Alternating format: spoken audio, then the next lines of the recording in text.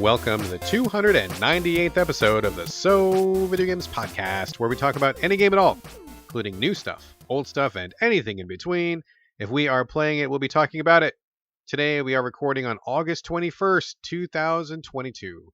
My name is Brad Galloway. I'm the editor of GameCritics.com, and 50% of this here show. With me is the man who's bringing them hot numbers, Carlos Rodella. Oh, my score numbers? My review score numbers? That's right. That's exactly right. Ooh, baby. We should talk about that. We should talk about that. So, as listeners may have detected in last episode, if you listen to the last episode, we kind of dropped like an official review, and I think that we're going to be, as a show, kind of doing this from now on. It kind of was a happy accident, thanks to Carlos. He had just kind of this off-the-cuff moment that kind of blossomed into something else, which was awesome. I love a happy accident when it happens. And we kind of ran with it, and I feel like it's kind of taking off a little bit. So last week we had an official scored review for Sword and Fairy Together Forever. And this week, Carlos is going to be bringing an official scored review for Cult of the Lamb, which I'll chip in a little bit. Carlos really played the most of that. And I think that as a show, we're going to be doing scored reviews whenever it feels appropriate. We're not going to do it every time. It's not going to be for every game. Like whenever one of us really clicks with something, or whenever we feel very strongly about something, maybe we'll do it. So you can look forward to those. And the reason that this is probably important to call out is that these scores are actually going to be on Metacritic. They are going to be ranked. So we are very honored, and big thanks to the people over at Metacritic. So you can look forward to hearing those scores here and also seeing them in print, not only at Metacritic, but also at GameCritics.com, where we will host a written transcript of the review portion in an effort to be very transparent and thorough. Carlos, what do you think? It's crazy. It is kind of crazy. We're on Metacritic. It's cool. Yeah, I'm really excited. And again, thanks to them for reaching out. And happy accident. I mean, like, it's all started with Stray. The fact that I just loved it so much. I think people are like pulling quotes from that. And we're just honest on this show and brutally honest sometimes. True. And we love the things we love, and it's cool to have those go out there in review form. So cool. Yeah, very excited about that. So once again, thanks to Metacritic. Really honored to be a part of that, and we're excited to bring that one little extra bonus piece of content to the show. But in addition to these scored reviews, we've got all the good stuff that everybody knows and loves. And we're going to just kick it off. We've got a long show, big show today, so no more wasted time. Starting over the housekeeping, as y'all know, Carlos and I share a virtual living space divided down the middle with a strip of duct tape.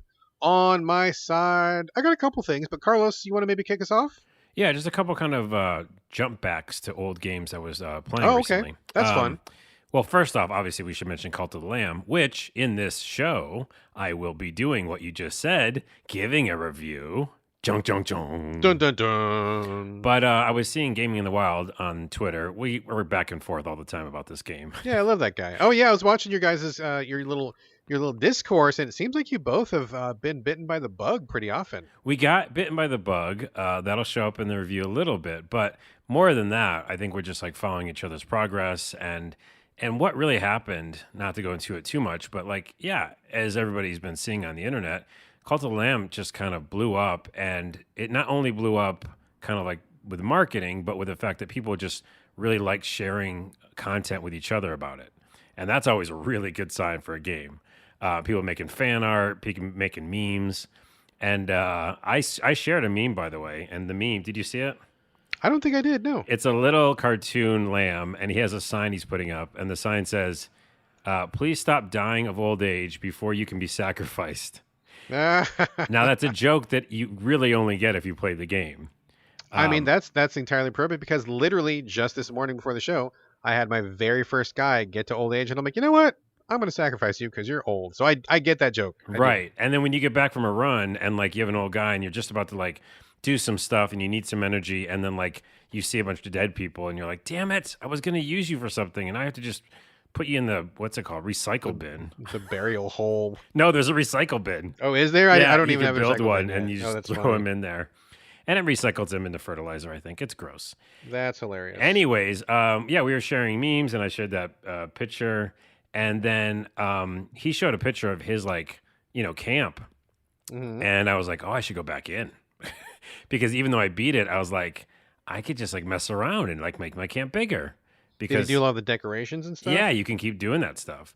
So I did for a while, and it's just crazy. The game lets you go back in and you're just doing runs to do runs and get resources and stuff. Small side missions, but it really did feel like I could just go back in, and that was kind of cool. Right on, right on. I love when you can just tinker around with something. I don't.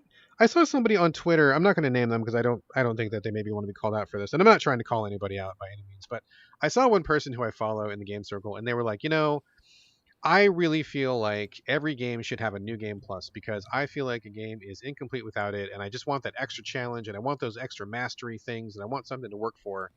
And boy, I sure couldn't disagree more. I really don't feel like I ever really want a new game plus. But what I do like is the ability to go back and tinker, kind of like what you're saying, where maybe you don't have like I don't want everybody to get 10 times harder. I don't want 50 more dungeons to go through. I don't want like a hard challenge, but I would like the ability to go back and play with something, build something I didn't get a chance to build the first time, change the layout of my camp around, just putter with stuff and feel good about it is something that I like, but not a new game plus. Yeah, exactly. Or if it's like, really cool story driven DLC, Yeah, I'll yeah, take yeah. that. Like, by the way, this isn't I just thought of this organically, but Dying Light is having a new DLC, I think, come out. I thought they were done.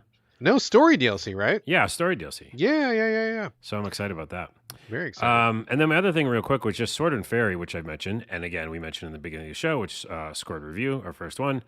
I forgot to mention a couple key things. One, the music is awesome, like really rememberable. That's not a word. Memorable. Memorable. Yeah, Yep. there you go. Or rememberable. That could be the name That of the works podcast. too. That works too.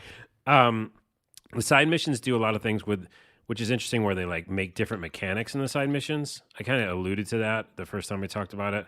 But like, there's one where you go back and you're as a kid, you're like a young kid, one of the characters, and you can only like do slingshot, and it's really cool. Like, I just love all their little side missions.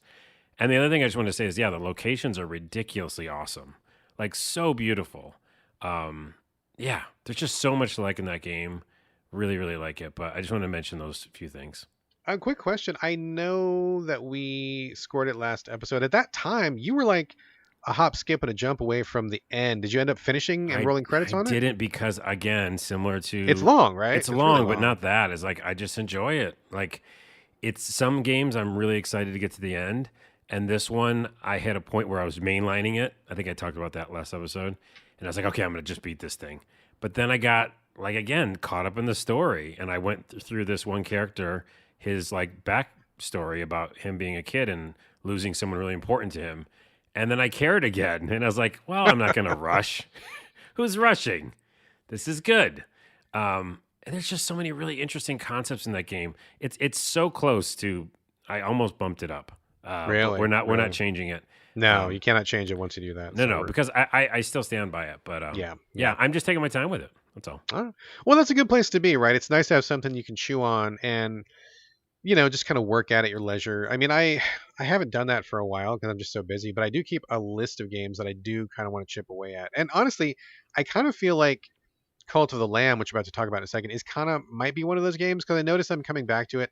I can't really sit down and just like play it for 2 hours, but I do like to play it a little bit every day. So maybe I'm going to just chip away at that. And I'm kind of still chipping away at Graveyard Keeper, P-Cross or something like that. So I do have a few that I kind of like am nursing and just kind of a little bit here, a little bit there. So those are very similar styles too, the Graveyard Keeper and Cult of the Lamb, where you just kind of go back and tinker for a bit. Farm something, tinker, yeah, sure. Yeah. All right, let's see. What do I have for housekeeping? Really quickly, we mentioned DLC a second ago for Dying Light 2. Along that same line, Boyfriend Dungeon, which we talked about on the show. I know I talked about it. Did you ever play Boyfriend Dungeon, Carlos? I did, and we were talking about games before the show. I just thought I'd make this clear to everybody because this is a funny thing. Neither of us, I guess, really remember all the games we play because we play all of them. But there's a game that's coming up on this show that I played and you didn't know that I played. And not only did I play it, but I played it on this show. And I talked about it on the show. But that's the same one, Boyfriend Dungeon. We both played it, and I think we both talked about it on the show. Yeah, I can't remember. Like related tangent, I was talking to a friend of mine who is coming into town, Seattle, for PAX West, and they wanted to get together. And I said, well, I wish I could, but I can't. I'm not doing anything because COVID and stuff. But I'm like, it's been a while since we've seen each other. You're really a cool person. I would love to hang out if possible, but just not possible. And they were like, yeah, what was the last time we saw each other in person? And like, I was able to tell them, not the date, but I was like, the season. I remembered what hotel they were in. I remembered what street they were on. I remember what restaurant was at the base of that hotel. I remember what we played in the hotel room because it was like a hotel demo. I remember like what he looked like at that time. I can remember all of that, and honestly, that was probably 8 years ago. All right. And I can't tell you what I had for breakfast today.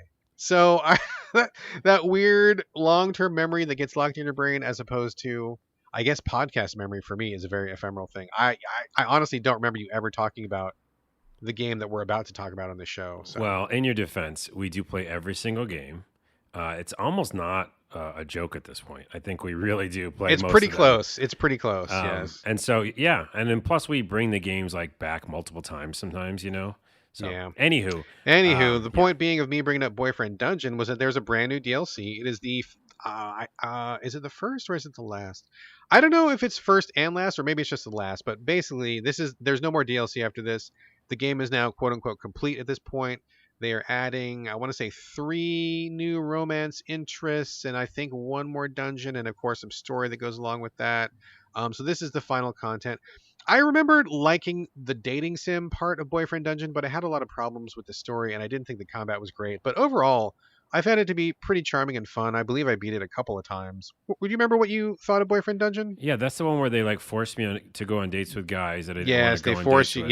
Yes. And then some of them were pretty shady, One of them was a super creep. super creep, and I didn't want to be around them. And I feel Same, like that was same. a lot of the time. So yeah. All right. Anyway, shout out for Boyfriend Dungeon. I feel like it's worth playing. Just heads up that you do have to go on a date with a creepy asshole, Yeah. which was really gross. My biggest problem with the game was that. But there you go. It's final content. And also the final bit that I have for housekeeping here is actually some fan mail from superfan Elio Campitelli. Always love to get email from Elio. Hello, Elio. Thank you so much for writing in. So he has something related to the upcoming 300th episode. I'm going to read his email right here. He says, "Hey, I love Horny Brad on the show," which is a very great compliment. Thank you very much. Jeez. He said, "I discovered Max Gentleman's Sexy Business thanks to him, and I always enjoy his sex positive vibe. Love that game, and I try to be sex positive. I recall a while ago you guys promised a special episode about horny games, and I don't remember you delivering, so could that be an idea for the 300th episode? Or if not, maybe for 301. Anyway, I like sexiness in my games, but too many are pretty bad, which is truth.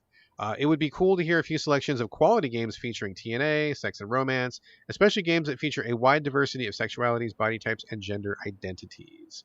So, Elio, I 100% agree with you. I would love to do that show, but I think there's a couple issues. I think number one is like it's just really hard to find a game that's really worth talking about. We talked recently about Countess and Crimson, which was another one that I feel like was really good, and we're talking about. We talked about Max Gentleman, which I think is wonderful. In fact, I think I'm going to probably go back to that. There's some DLC for it. We talked about Life with Aino, Aino, where it was like that cyborg girl that was like a girl raising sim, which was a pretty good game. Yeah.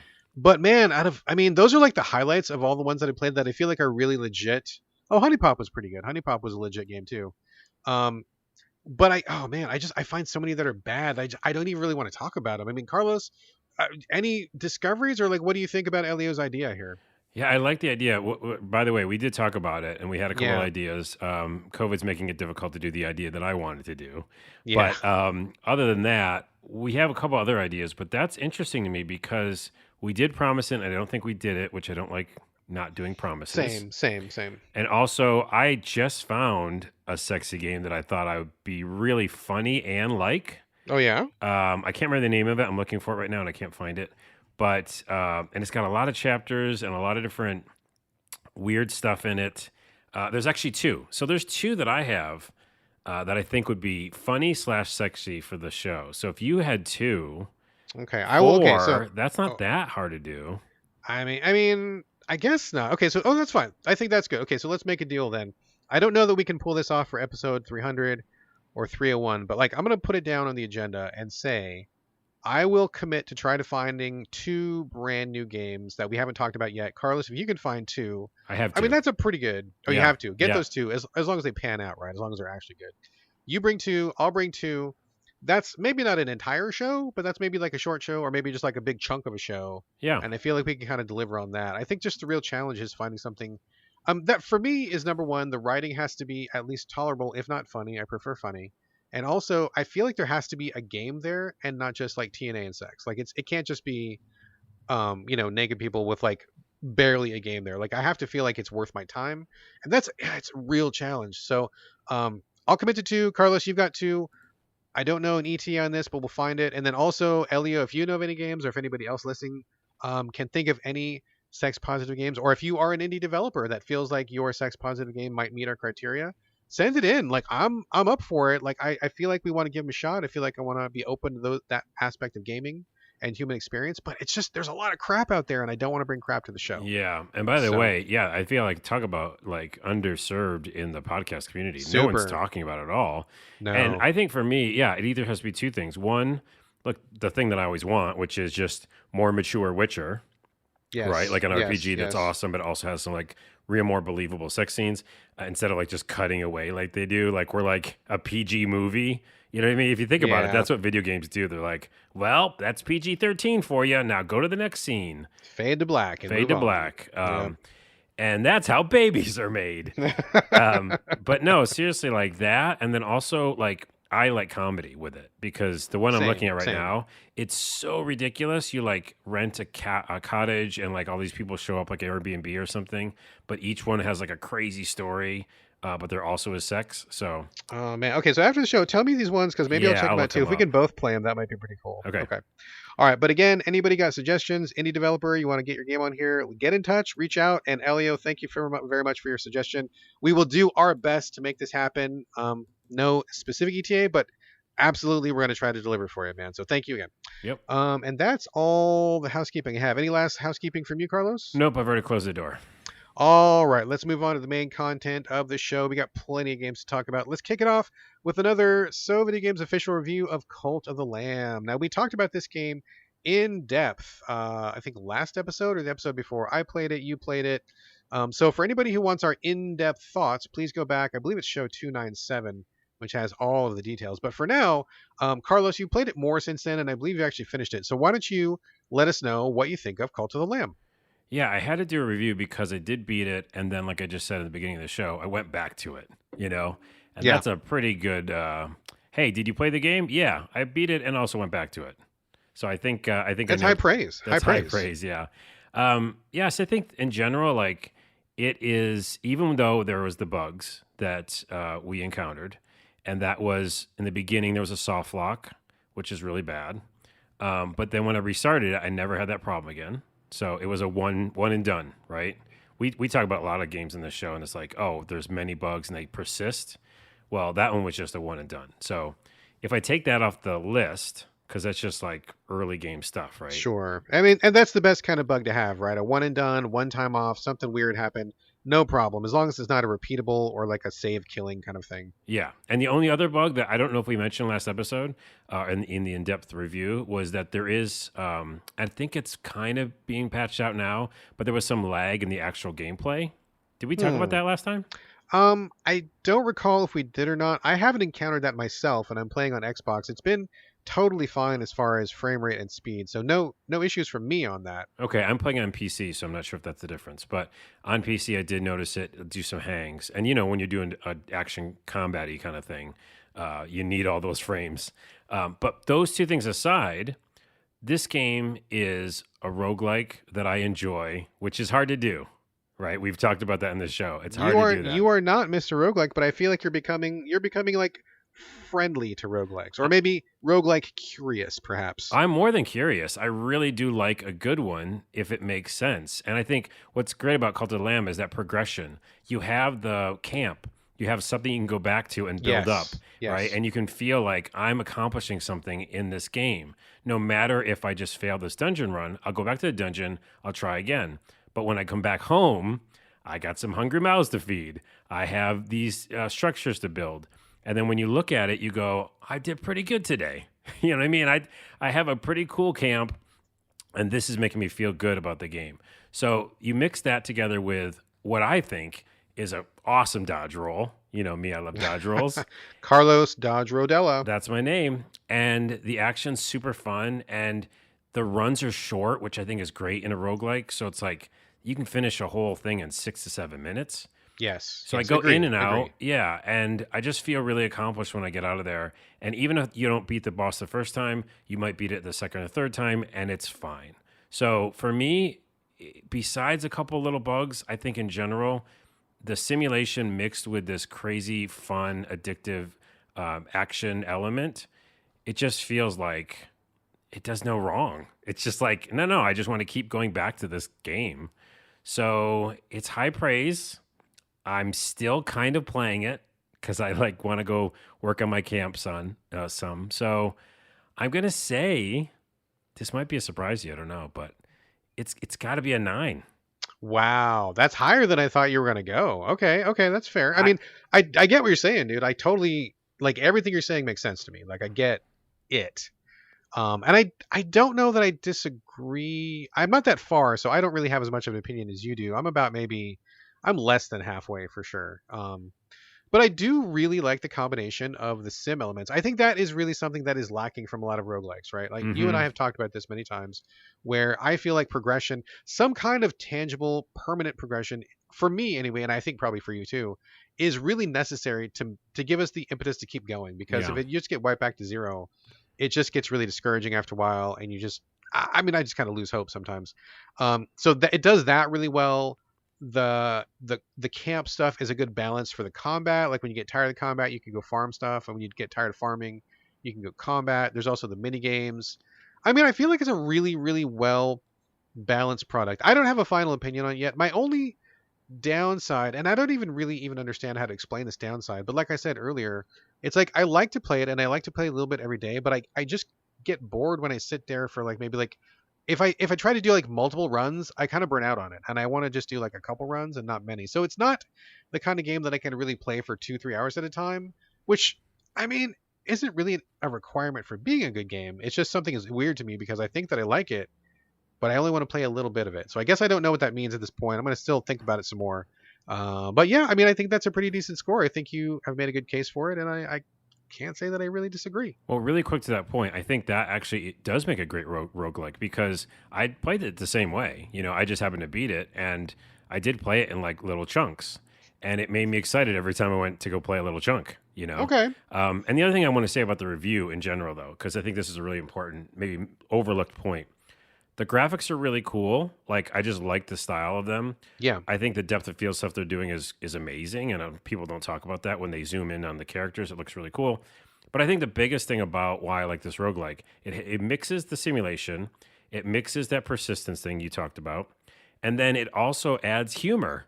Like, we're talking about like something I really want to go see what each character's saying.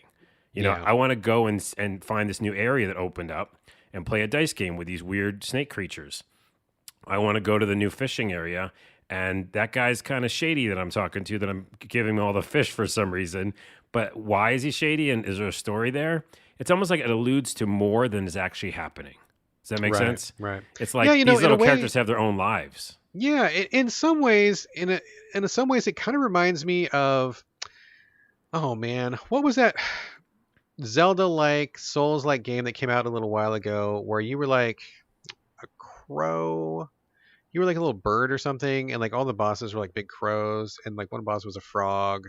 Oh, You know yeah. what I'm talking I about? do. I can't think of the name right now. Oh my goodness. It was, Oh, my goodness. wow. Wow. It's It too many reminds you, games. it's too many games. Whatever that game is, it's going to come to me in 5 seconds. But everybody liked that game when it came out. And the similarity is it feels like there's a world, and every character feels like there is a story there, even if there isn't. But you have that desirable quality of, I wonder if I talk to this person enough times, maybe something will happen. Or maybe if I come back at nighttime, something will happen. Or maybe if I get further in the game, something will happen, which is a great feeling to have. And even if it doesn't pan out, you at least get the sense that there's depth there rather than just like some random merchant who's like, hi, welcome to my store, period. Like Yeah. you get a little bit of extra. So I appreciate that. It's not an easy thing to do, and not everybody shoots for it. So I think they do it really well, and it adds what I think is a necessitary. Wow. No, that's not that's not Wait, a put word. that word next to the other word I came up with. Necessitary. Yes. Rememberable, necessitary. That's the name of the podcast. A necessary element to adding depth to your game. I'm gonna write it down here. So And to that, to finish this up is, I think you mix comedy with persistent base building, mixed with fun, short dungeon runs, Short runs, yes. right? That's it. Like that's my special sauce, I think. Special sauce. I Because mean, then that's you had yeah. all those things. That's a good sauce. I like that sauce. Put Yeah. that on my burger, please. All right, cool. So I guess that's Call to the Lamb. I feel like this is a winner for us. I think we both really enjoy it. I think it's a great game. It seems like everyone in the world likes it right now, so we're not really surprising anybody with this take, I think. But I it's know, a good take. but to that point, I'm like I mentioned last time, just like because we do get to play a lot of games early, I still feel like Cult of the Lamb and a couple other games we've mentioned is like that indie band you knew about before everybody else knew about it. You were into them before they were cool. I was totally into them before they were cool. Like I was playing this for a long time ago. Anyways, All right. There we go. Call to the Lamb. All right. Moving on. Let me talk for no. Actually, no. Let's go back. Let's stay with you for a second, Carlos. Or maybe we'll see. Hindsight. Hindsight is a game that you and I both played for the podcast. So I guess either one of us can lead off on it. yeah, This is a artistic game coming from Annapurna. So you and I both are kind of fans of Annapurna's game output, and we Yep. always keep an eye out for what they do. We like Annapurna.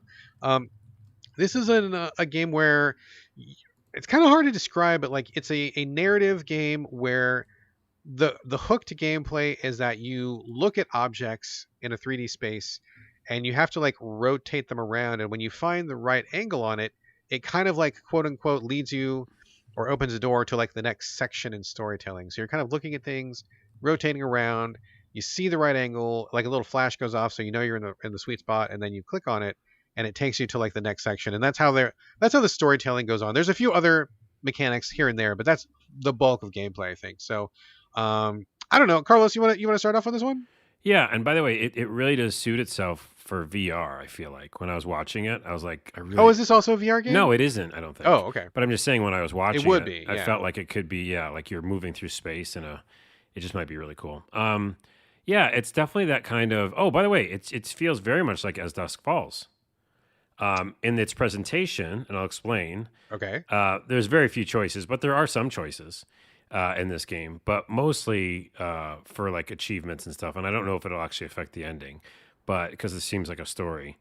But and the fact that there's all freeze framed images, so everything that you're in, all your environments are frozen in time. Yes, exactly. Which is very pun intended because it's all about time and your past. And so it's just interesting because there's no like real movement. And there is one scene there are a couple of scenes where you're in a car, and just like As Dusk Falls, it seems like it's driving. So they did some animation. Gotcha. But in yeah. general, it's all just frozen frames, right? That's exactly, what this game yeah. is. Yeah, exactly. And like you said, you're moving through the space with your analog stick or your mouse, and then you're basically finding areas within the screen or the scene to push through, and you're going to go through this object and go into another scene, which is hard to explain on a podcast. But basically, like the woman's holding up a leaf, you rotate around the leaf until you see the backside of it. You see a new scene inside the leaf. Yes. It's very dreamlike. Yeah. And then you go into that and it's forward in time or something, or backwards in time. Yeah, the leaf opens up into like a new scene, and then you're into this new scene, and hopefully there's like some kind of intellectual through line that you can follow, and as the story unfolds, you can kind of see scene to scene to scene, hopefully. Right. And the story is about a woman who's looking back into her past. It starts early with showing her getting older, and then kind of going back in the modern day for her. And then she's kind of reminiscing about her childhood and just everything that happened to her in her life. Real quick side note, I was already feeling pretty down when I started this game because of like my age and like being older and stuff. And it's a real thing. Like I'm just like, oh, wow, there's not a lot of time left. Oh, God. I know that sounds terrible, but that's where my head was at. Sure. And then I started this game, and it's just literally her getting older and older. Yeah. I was like, no, I don't know if I can handle this. But it maybe affected me more because of that, because you are really looking back into her life, but you can mirror that with your own. Wait, tangent real quick. Somebody addressed that exact thing, right? So somebody was like, you guys are so fucking cranky about, you don't like too many games. You should just shut up and enjoy a game for what it is. And it wasn't me. I was just observing this back and forth. And somebody came back and they're like, well, after you've been around for a while and you played some games, you start to realize you've got more years behind you than you do ahead. And then you start to get more selective about what you play. And I'm like, Oh, ooh, that made me sad. yeah. Also a little bit depressed, but also very true. Yeah, I know. Oh, it's a common theme that's running through my head. Oof. For All our right, listeners, we're nosediving, nosedive. We got to I'm pull it gonna up, pull pull up. out of that, and the No, game, don't pull out, pull up. That's a totally different. and pulling up and over and to the left, and out of the situation. Oh God, here we go. Okay, The game, by the way, I went back and forth between mouse and controller. Which one did you use? I Controller? played it on, I want to say Switch, so I used the Switch Pro controller because I was playing it in dock mode. Oh, interesting. Okay. Yeah, I went back and forth. The mouse works better for certain things, like you'll be painting or something, Yeah, that sucked on a and it controller. sucked on a controller. But on the mouse, it was great. So because I'm playing this on PC, I just switched, That's which cool. I don't know if the developer wanted me to do that, but that's how I was doing it. So if a scene was like better for mouse, I just used my mouse real I quick. mean, why not? Why not? Why not? And then I jump back to the controller. But for the most part, I really like the controller, how it handles in this. There's even a scene where you have to just like spin around something for a bunch. Oh my God, yes. Oh, you didn't I'm- like that? I thought it was intuitive. I No, started okay. doing it, and then it made a new scene. And I was like, Okay, I so kinda like it. let's pause on this. I'm really glad you brought this up, and this is an excellent point, Carlos. Okay. You are so on point with this, because a common theme. It's funny, we don't plan this at all, and that we find these little organic threads. So a common theme for me in this show was unintuitive. Hmm. I felt like a lot of this game, hindsight, some of it was okay, and some of it was really unintuitive, and I had that problem. That scene you're describing, and for people who don't know, there's a scene where this lady is sitting in a office or something, and it's like you move the controller and you feel like something's happening. Clearly Carlos picked up on it a lot faster than I did, but I was like, what's going on? I don't understand what's happening. And I was moving things around trying to get to the next scene. I didn't see any of the cues that normally tell you how to move on, and I got really frustrated because I'm like, I don't understand what's happening. I don't get it. And then I was just like spinning the camera around looking for more things, and just from me looking for something to do, it ended up that you had to spin the camera like 3 or 4 times, and that is what moved you to the next scene. Yeah. But that was the very first time it came up, and I don't feel like it was very well telegraphed at all. Similarly, earlier in the game, like real early in the game, you're looking at a couple of boxes, and you need to. At first, you're not sure what to do with them. They glow, so you're Yeah. like, okay, clearly they're interactive, right? I don't know about you, but like when I was using the controller, I clicked on the box, and it kind of moved. Yep. So I'm like, okay, I click, and then it moved like a quarter of an inch, and I'm like, I got to click on this, and I thought maybe it's like a button mash QTE or something. So I click, and I'm like, okay, this sucks. I hate clicking buttons. This totally blows. Turns out you can just hold it and move, but they don't tell you that, and it's not Yeah. intuitive. And if that's what it was supposed to be, it shouldn't have moved when I clicked the button because it was giving me a suggestion to click. So I feel like we're gonna come back to this theme a couple times in the show, but that idea of what is intuitive and what is not, I guarantee you, what is intuitive is not universal. What is intuitive for one person is No. not intuitive for the next person. Well, And I'm yes, this week up to my limit with game developers who are not in tune with me. Okay, Right, in tune with you because like life is subjective, right? So exactly. there's nothing you can make for everybody. But you have a valid point too because it wasn't intuitive to you. Weirdly enough, I was gonna lead off with this, but now I'm glad I didn't. I don't know, but like I was gonna think that this whole game was intuitive. Ugh. Now I did do the box thing that you did because I was laughing when you were Did saying you click that. as well? On I the clicked as buttons? well, and they just Okay. kept vibrating. I Yeah. was like, I'm vibrating these boxes for no reason. What am I doing this for? Yes, exactly. And then I did find I have to slide them. And so, but then they introduced more of those sliding things, right? Sure. Like then it's all over the place. Sure. But yeah, the spinning thing I just got right away. I think because they introduced the idea of spinning objects around, like to look at the back side of it. Yeah. Then I started, look, maybe if I just keep spinning around in a circle.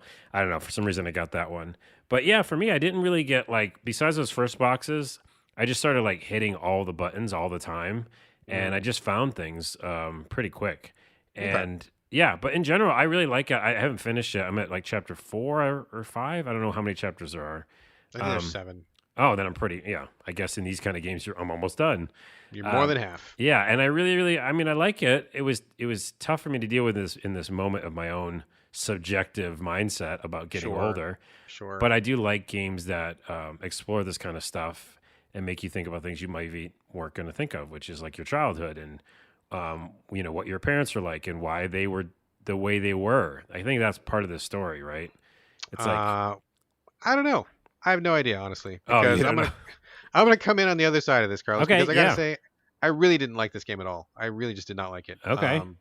I did not connect with it. I felt like, apart from the irritation of the non-intuitive controls, which is a skill. I want to just say really quickly, doing something and making it intuitive, it's not what you think and then roll with it. It's like it's a skill. You have to test it, you have to practice it, workshop it with people. Like it is a definite skill to make things intuitive like that. I do not feel they succeeded in here for me anyway. But in terms of the story, I just didn't give a shit. Like I didn't connect with the character. I felt like every time we saw a scene, it felt like somebody was saying a platitude to me, or like someone was preaching a very high-minded concept. I didn't feel like I was getting the emotion from this character. I didn't feel like I was in their life. I didn't really get that I was feeling what they were feeling, if they were feeling anything.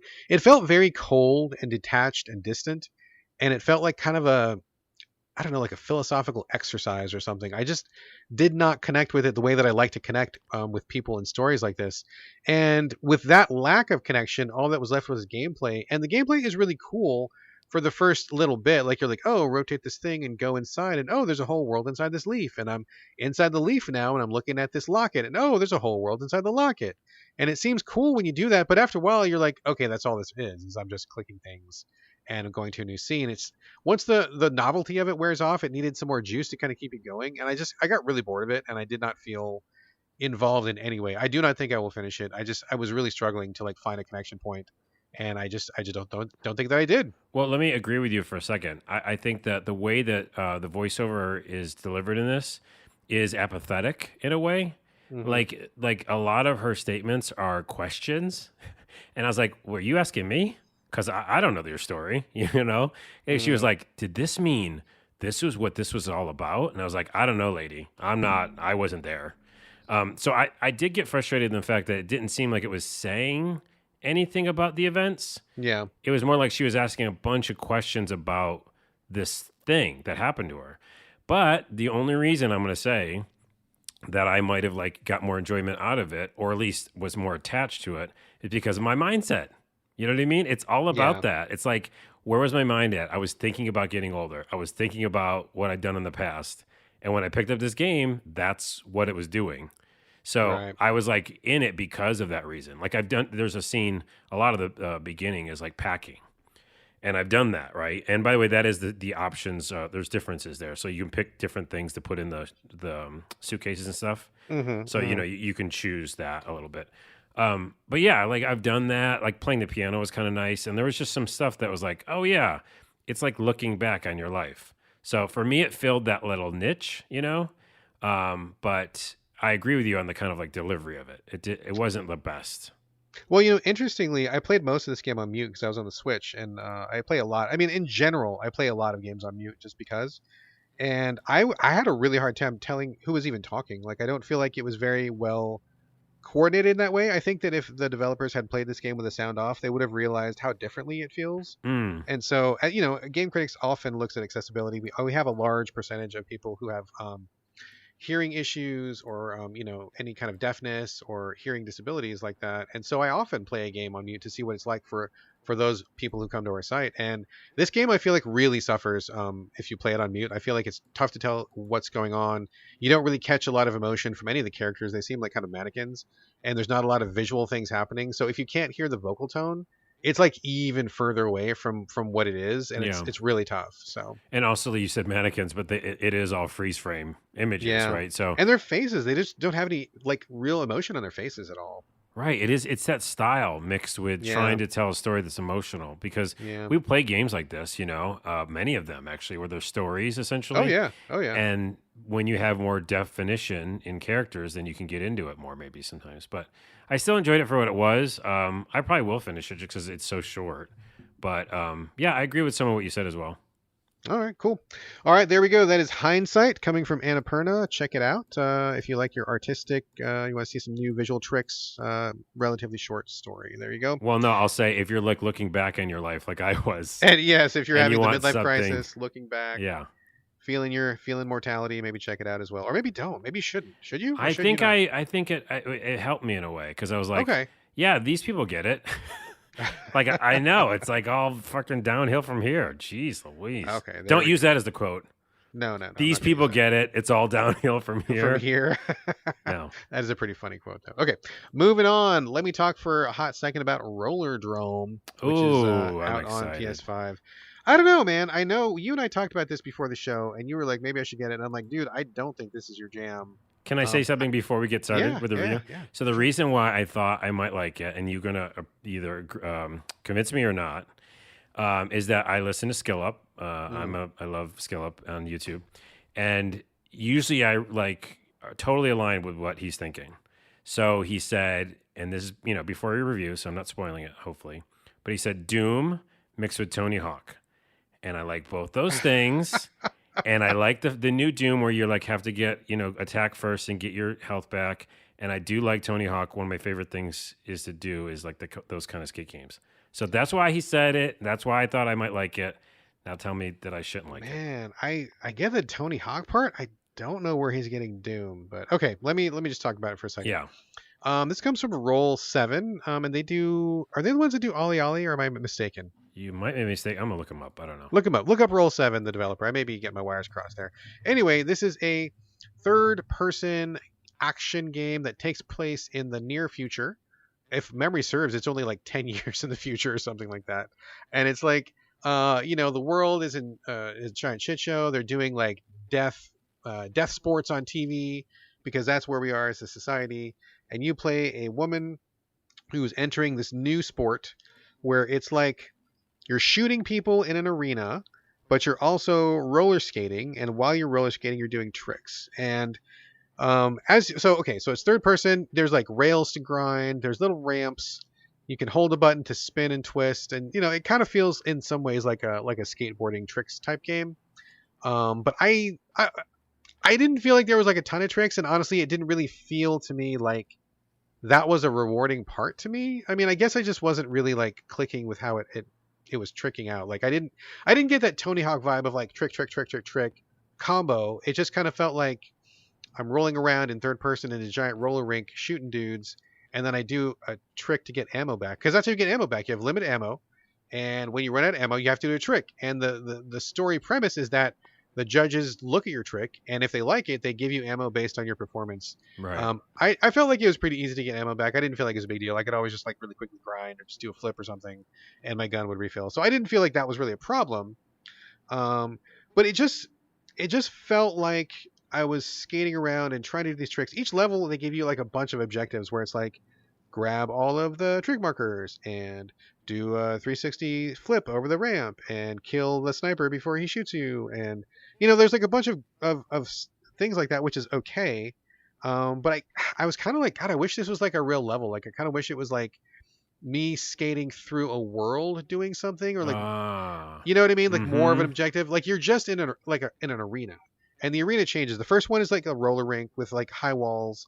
The next one, you're like in a desert canyon. So the shape of the arena changes. It's not the same rink all the time, but it's not like it's not like Jet Grind Radio or something where you're like going through a world, or there's not like a level. Like you're just doing this thing, this checking off objectives in an arena. I will say, okay, so good and bad.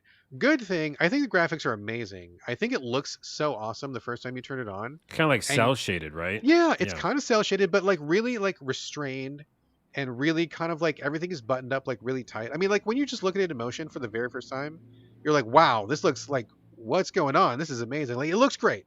So props to the graphics. I think the graphics look awesome.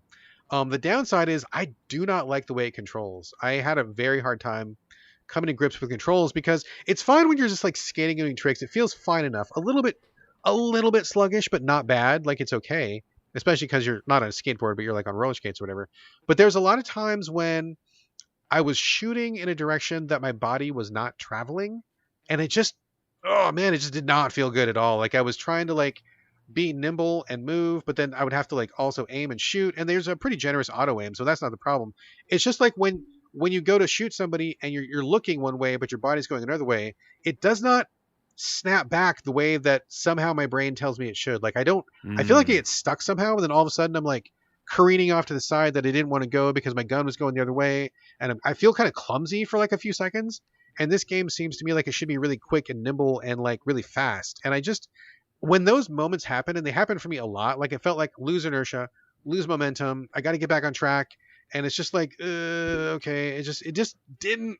Something about that was not quite right, and I Hmm. couldn't quite wrap my head around it. I don't know what it is exactly, but something my brain was like, no, this is not working for me. Can I ask you two questions about Yeah, yeah, that? yeah, yeah, yeah. One, I heard that they don't have you fall like in skateboarding games because if you like crash and burned, then someone would just shoot you and you die. So I Exactly. think that's kind of an interesting mechanic where you can't crash then, right? You Yeah, just you cannot wreck. You will yeah. never wreck. You just keep on going. Yeah. So that seems like a positive, but the negative, or I'm wondering about this like bullet time stuff because it seemed like in a bunch of reviews I watched is that you get a little bit of bullet time, but that you can actually get more bullet time by doing certain things. Yeah. So like, doesn't that help when it comes to that kind of like being confused where you're at in the world? I didn't find that it helped. I mean, I felt like killing guys was not the problem. I had no problem killing guys, and dodging was really good.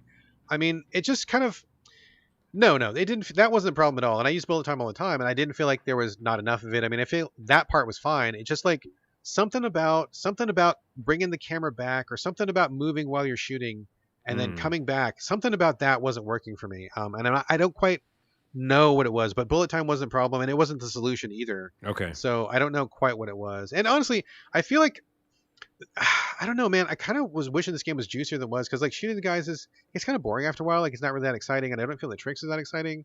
And I didn't feel like there wasn't really a level. You're kind of just doing these check off these objectives in a bowl while you're skating. It just didn't happen for me, man. I just was not grooving on like I was hoping I would. And I guess in my head I was kind of hoping that there would be more of a world or more of a level or more like like more organic kind of third person action. But Hmm. it's you're just like doing tricks in an arena. So I noped out of it pretty quick. You convinced me not to get it then. You've Oh successfully snap! done it. Well, here's a couple things that happened that actually made this change. One, Roll Okay. 7 did do Ali Ali. Okay. Good. And Okay. they also Okay. did Not a Hero. But remember, I played Ali Ali World recently, Yes, you did. and I got frustrated with it because it did show me, almost to what you said, in a different type of game totally, but it showed me an illusionary world, like this huge overworld Yes. and all these characters and stuff that I really liked, but the actual gameplay was very simple. It was the Yeah. same thing as Ali Ali, and it wasn't Yeah. really any different. And I got frustrated at the same spots as I did with the original Ali Ali. Yeah. So Yeah. I noped out of that game. So if you're telling me this is essentially, yeah, just an arena where you do stuff, then I don't want to play it because where it seems like it could be, and you kind of almost get glimpses of in the marketing, is that is what you said. It's like a jet grind radio with these mechanics. Yeah. Like sign me up for that. I feel like that I'd be more in. That's kind of what I thought it was getting, but it's not. Yeah. That's not what it is. Yeah. Okay, I'm backing away Homer Simpson into the bushes. There we go. All right. Did my duty. Saved you from taking that bullet. All right. That is Rollerdrome. Looks great. I mean, maybe if somebody out there might dig this, and I think there's even like online stuff or whatever. I didn't dip into that, but it just not my jam. Not my jam. Not for me. All right. Cursed to Golf. Now we have been talking about this one for a long time. We saw the demo. We had Kinsey Burke on the show, who is part of the publishing team for this. Or is she a developer or publisher? She's in the It's a development mixture. team? The Mixture? Chuhai Labs. Chuhai Labs. Yep. So we love Kinsey. What's up, Kinsey? And we love Chuhai Labs. Hello. So we've been talking about this for quite a while, and now the game is finally here. We got sent some codes to play this for the show, which we are doing right now. I played a bit of it. Carlos, you played a bit of it. I've been talking for a while. You mind leading off on Curse to Golf here? Yeah, which I remember infamously thought was cursed to golf. Remember, That is what it's called, right? no, wait, you don't remember anything. Remember when I thought it was cursed to golf? Oh yeah. There yeah, was yeah, no yeah. two in the middle. I just thought it was they were saying it weird. But it is okay. Wait, It's now I'm cursed confused. to golf. It's three words. That's what I thought. Okay, that's what I thought. I Okay. thought the whole time they were saying like cursed funny, like cursed to golf. Gotcha. Yes. Cursed golf or whatever. Anyways, geez, I think I made it more confusing. Cursed to Golf, 3 words, Yes. is a roguelike. There is definitely some elements that we were talking about earlier in a fun art style roguelike, different take on a roguelike, because that's what this game is. Yep. Sure is. Upgrading yourself, some persistence when you go into the shop and getting cards. This game is a 2D golf game, straight up golf game, but then you have cards. And we talked about that, I think, in the preview. Yeah, and they those give you special powers and stuff. cards Sure. give you powers. Some really unusual powers, too. Not only like golf powers, where you can like change the direction of the ball or stop it in time and things like that, but you also can like explode dynamite that's around or do different things like that. I like the mulligan card. That's my favorite one Okay. because I like mess up a lot. So it's got those together. You're going through a system. You're talking with a weird ghost who is down there helping you out, and you're driving your little car to different rounds. And I think we talked about this pre-show, but I think some of those courses are pretty long. Most of them are like multi-level courses. Vertical level. Vertical multi-level. I think that's a con for me after playing it enough. I'm just going to jump into the cons first. Go ahead. Because I like the style. We talked about it before in the preview. I like the idea of a golf game that's a roguelike, and I, in general, like this game. But I think the cons that I started seeing as we played it more, which was that verticality really started bothering me. Because if you mess up bad, right? Yeah. You can go all the way back down to the bottom. Now, you're not going to start there because if it's a water hazard, you just start from where you were. But it still makes you feel pretty defeated. Now, those little statues all along the way, and you hit those statues, they get you your more swings. Yes. And that's super important, and that saved me so many times. But there are a lot of, what's that game, Mousetrap? Which is old school callback. There was a board game. The board game Mousetrap? Yes, there was a board game. Only our podcast will reference old board games called Mousetrap, where you had to do all these different things. Well, you've seen it. I'm sure there's it's a like digital a version. Rube Goldberg thing, where you have to set up this giant Rube Goldberg string of events. Yes. And then if you push a marble, and then it sets off the Rube Goldberg stuff, and the point of it is you eventually want to catch a mouse in a cage, but there's 18 things that have to happen in sequence before you can get to that part. Yeah. Well said. Yeah. And this game has that. It's got this thing where if you hit the golf ball in this little fan, it'll go to another fan. That fan will go to another area. And then you might hit a teleporter. I just was a little frustrated by that, to be honest. Because if I did it my way, which I love golf games, and I want golf games to let me do it my way. I think the best ones do that. And I played probably all of them. I probably played every single golf game. But when I'm too tied to those kind of contraptions, it bothered me a little bit, I would say. So the verticality and that kind of got to me. What do you think?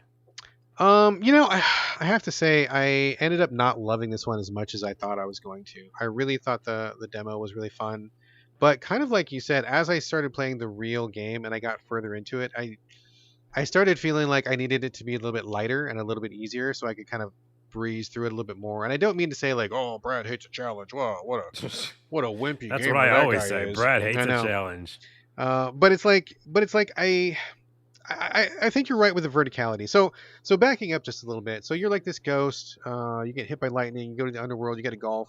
You start at the bottom of the underworld. You got to golf through 18 holes to get back to the surface, and that's when you, I guess, come back to life or go to heaven or whatever. So cool idea. I'm into the idea. Hades plus golf seems like a really cool thing to me. But I agree with you about the verticality. So I don't know for sure, Carlos. Do you know, are these levels randomly generated? It kind of seems like they are. Yeah, I heard there's and they actually say that in the game that there's an overlord god or something, Green's Peak or something, and Green's Keep, and he changes it up sometimes. Okay, so they do change sometimes. Yeah, that might be an issue because I was playing some. Okay, so number one, imagine playing golf and 3 or 4 or 5 different vertical levels, and sometimes it's not the easiest thing to do. For example, I was playing one level and it was I only had a couple strokes left before I ran out, and then I would have to restart my run. So I was trying to make it there. I was in good shape otherwise, but then I got to this hole where I was at the bottom of a platform. The only way to get to the next platform was a hole that was maybe 2 squares wide, maybe 2 widths of your character. And right below it was a blocking platform that meant that I somehow had to get my ball up onto that tiny little platform and then from that platform up through a vertical hole, which, if you look at the physics of that, is basically impossible. I don't know that I could have done that. Now, there are power-ups that let you do some wacky things. There's a U-turn ball power-up, and I think the one that I probably needed in that section was the turn your ball into a rocket power-up. Mm-hmm. But that kind of stuff... I mean, I don't know. Maybe that was a fluke or what, but I felt like my only option was to have a superpower handy, and if I didn't have it, that was basically a game-ending hole because I didn't feel like there was a way for me to get through it. Wait, can I speak to that real quick? Yeah. There was just in a regular level, there was dynamite, in blocking my way, and I didn't have the dynamite card. The Um, detonator thing, yeah, yeah. and because when that happens, you have to like you just hit it with your ball, and then it bounces your ball back. Yeah. So it's like I Yeah. felt like almost like what you're saying. I felt like, oh, I'm just screwed right now. Yeah, that's kind of how I felt. Like I felt like I was basically screwed in that. And that my run did end. I mean, I lost that round, and I got kind of sore about it because I was like, that's not a legit hole.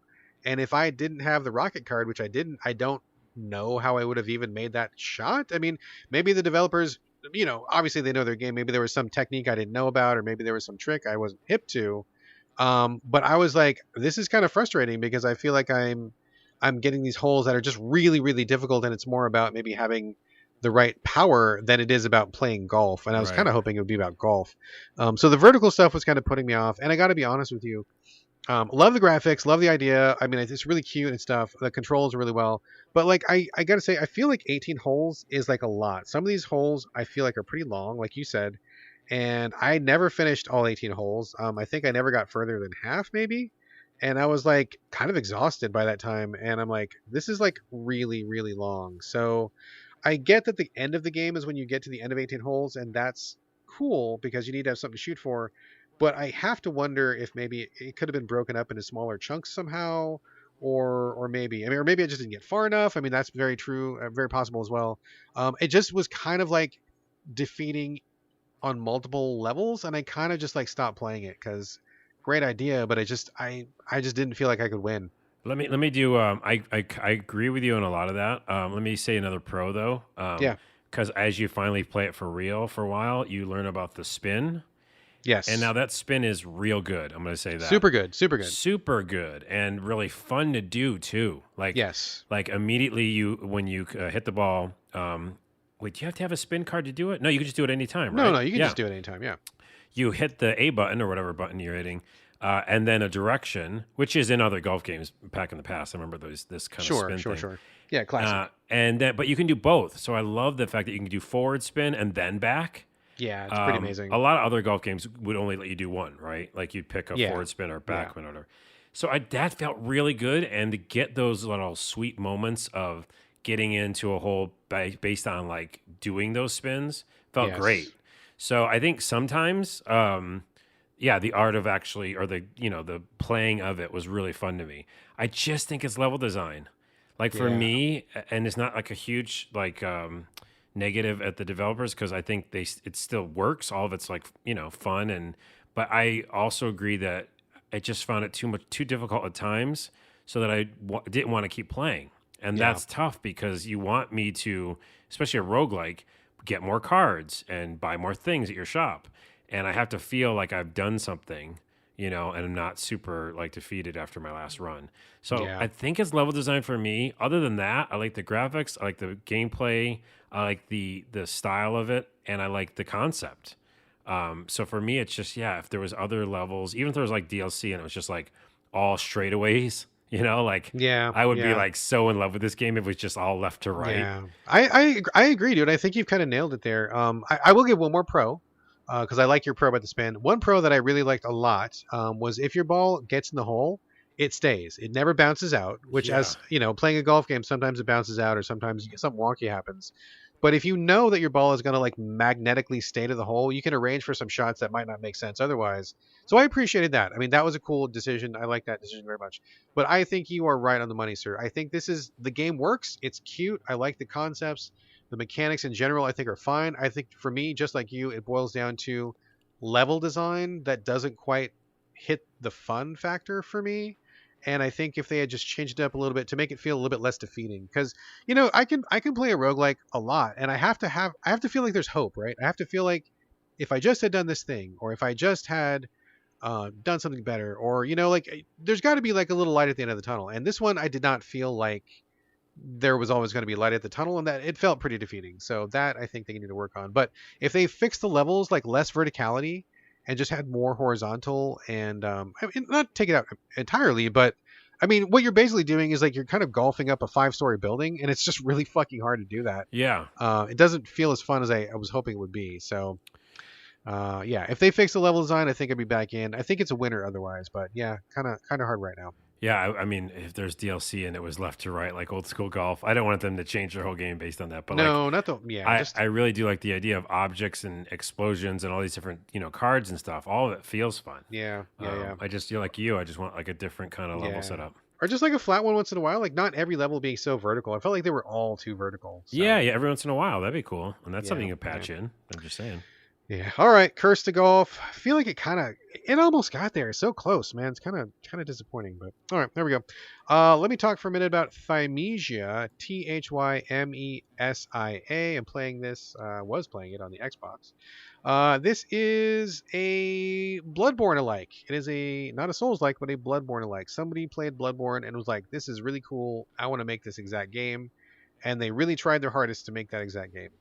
So just full disclosure for everybody up front, if Bloodborne exists, and it does, like you got to bring your own spin. Like do not try to make that game again because it has been made probably by the people who could make it better than anybody else on earth, and they did it. It's right there. You can buy it. You can play it. I've finished it. A lot of people have. Um, so don't stick too close to that formula. Similarly, FromSoft is a great developer. I think everybody can agree on that. Whether you like their games or not, they've been influential as fuck. A lot of success. I mean, genre defining, created genres. I mean, you can't say that From is not a influential developer. But that does not mean you do exactly everything that From does because From does it. If they have a mechanic that makes sense in their game, don't copy it if it doesn't make sense in your game. If it, don't just follow in their footsteps exactly because these people are giants, right? You're not gonna outdo them at their own game. So find your own spin. That to me is why a game like Neo is very successful, right? Because they take the basic concept, take off in their own direction. They're not following exactly in From's footsteps. In the case of Thymesia, like why the fuck is Brad talking about all this stuff? Get to the fucking game, Brad. I know, I'm getting there. I'm getting there. Thymesia, I feel like, is one of those likes, Souls like, Bloodborne like, where they don't have enough of their own hook. They are following in the footsteps of what From has done, and From has done it better than anybody else could do it. And by comparison, your game is not as good. It does not feel as fresh. It does not feel as exciting. So I'm going to get into more of it. But that's kind of my basic takeaway was like, I just feel like you're just doing something that From's already done and you're doing it worse. Kind of a losing proposition. Now, Carlos, you had kind of alluded to this earlier. You talked about this game like back in 1973 and I had forgotten. So I honestly didn't remember you ever talking about this or you even playing this. So before I keep yammering on, what was your take on Thymesia back in the day? Yeah, because I brought it to the show because we had been playing Elden Ring, and that's the game that converted me to some Souls-like experience, probably better than any other game, even like the other, Dark Souls and Demon Souls. Yeah.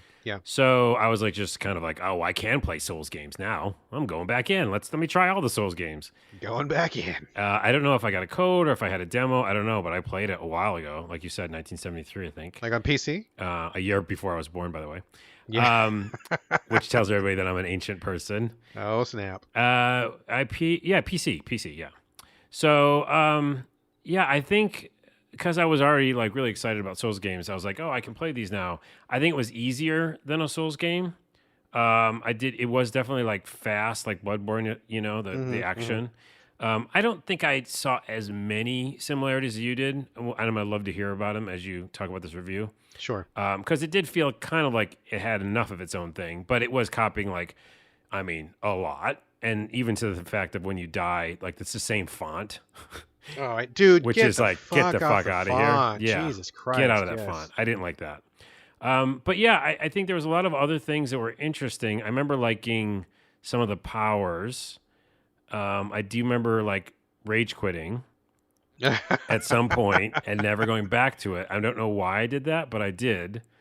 And I remember thinking it was stylistic, but it was also like kind of forgettable. So those are my takeaways. I can't remember too much more. I mean, that's a pretty good summation, honestly. I think we're probably going to end up in a pretty similar place. I mean, it looks like Bloodborne in terms of like the rotted buildings, and your character kind of has kind of a Plague Doctor look about them, but they've got like a little cloak and they kind of move similar-ish to how Bloodborne moves. But like a lot of similarities. Like there's like, instead of a bonfire, you get like a little chair. It's kind of the same thing. There's no blocking unless you like unlock it in skill tree much later on, and it's not even like a full block. Like you don't have diversity of build like a Souls game, and you don't even have diversity of build like a Bloodborne game, because at least in Bloodborne you had like, I don't know, like 10 different weapons, and each weapon had a transformation mode. Like sword to whip or hammer to sword or something like that. In this, it's like you've got your little dagger, and I mean, I think there's a couple other weapons, but I didn't bother with any of them. They didn't seem as good.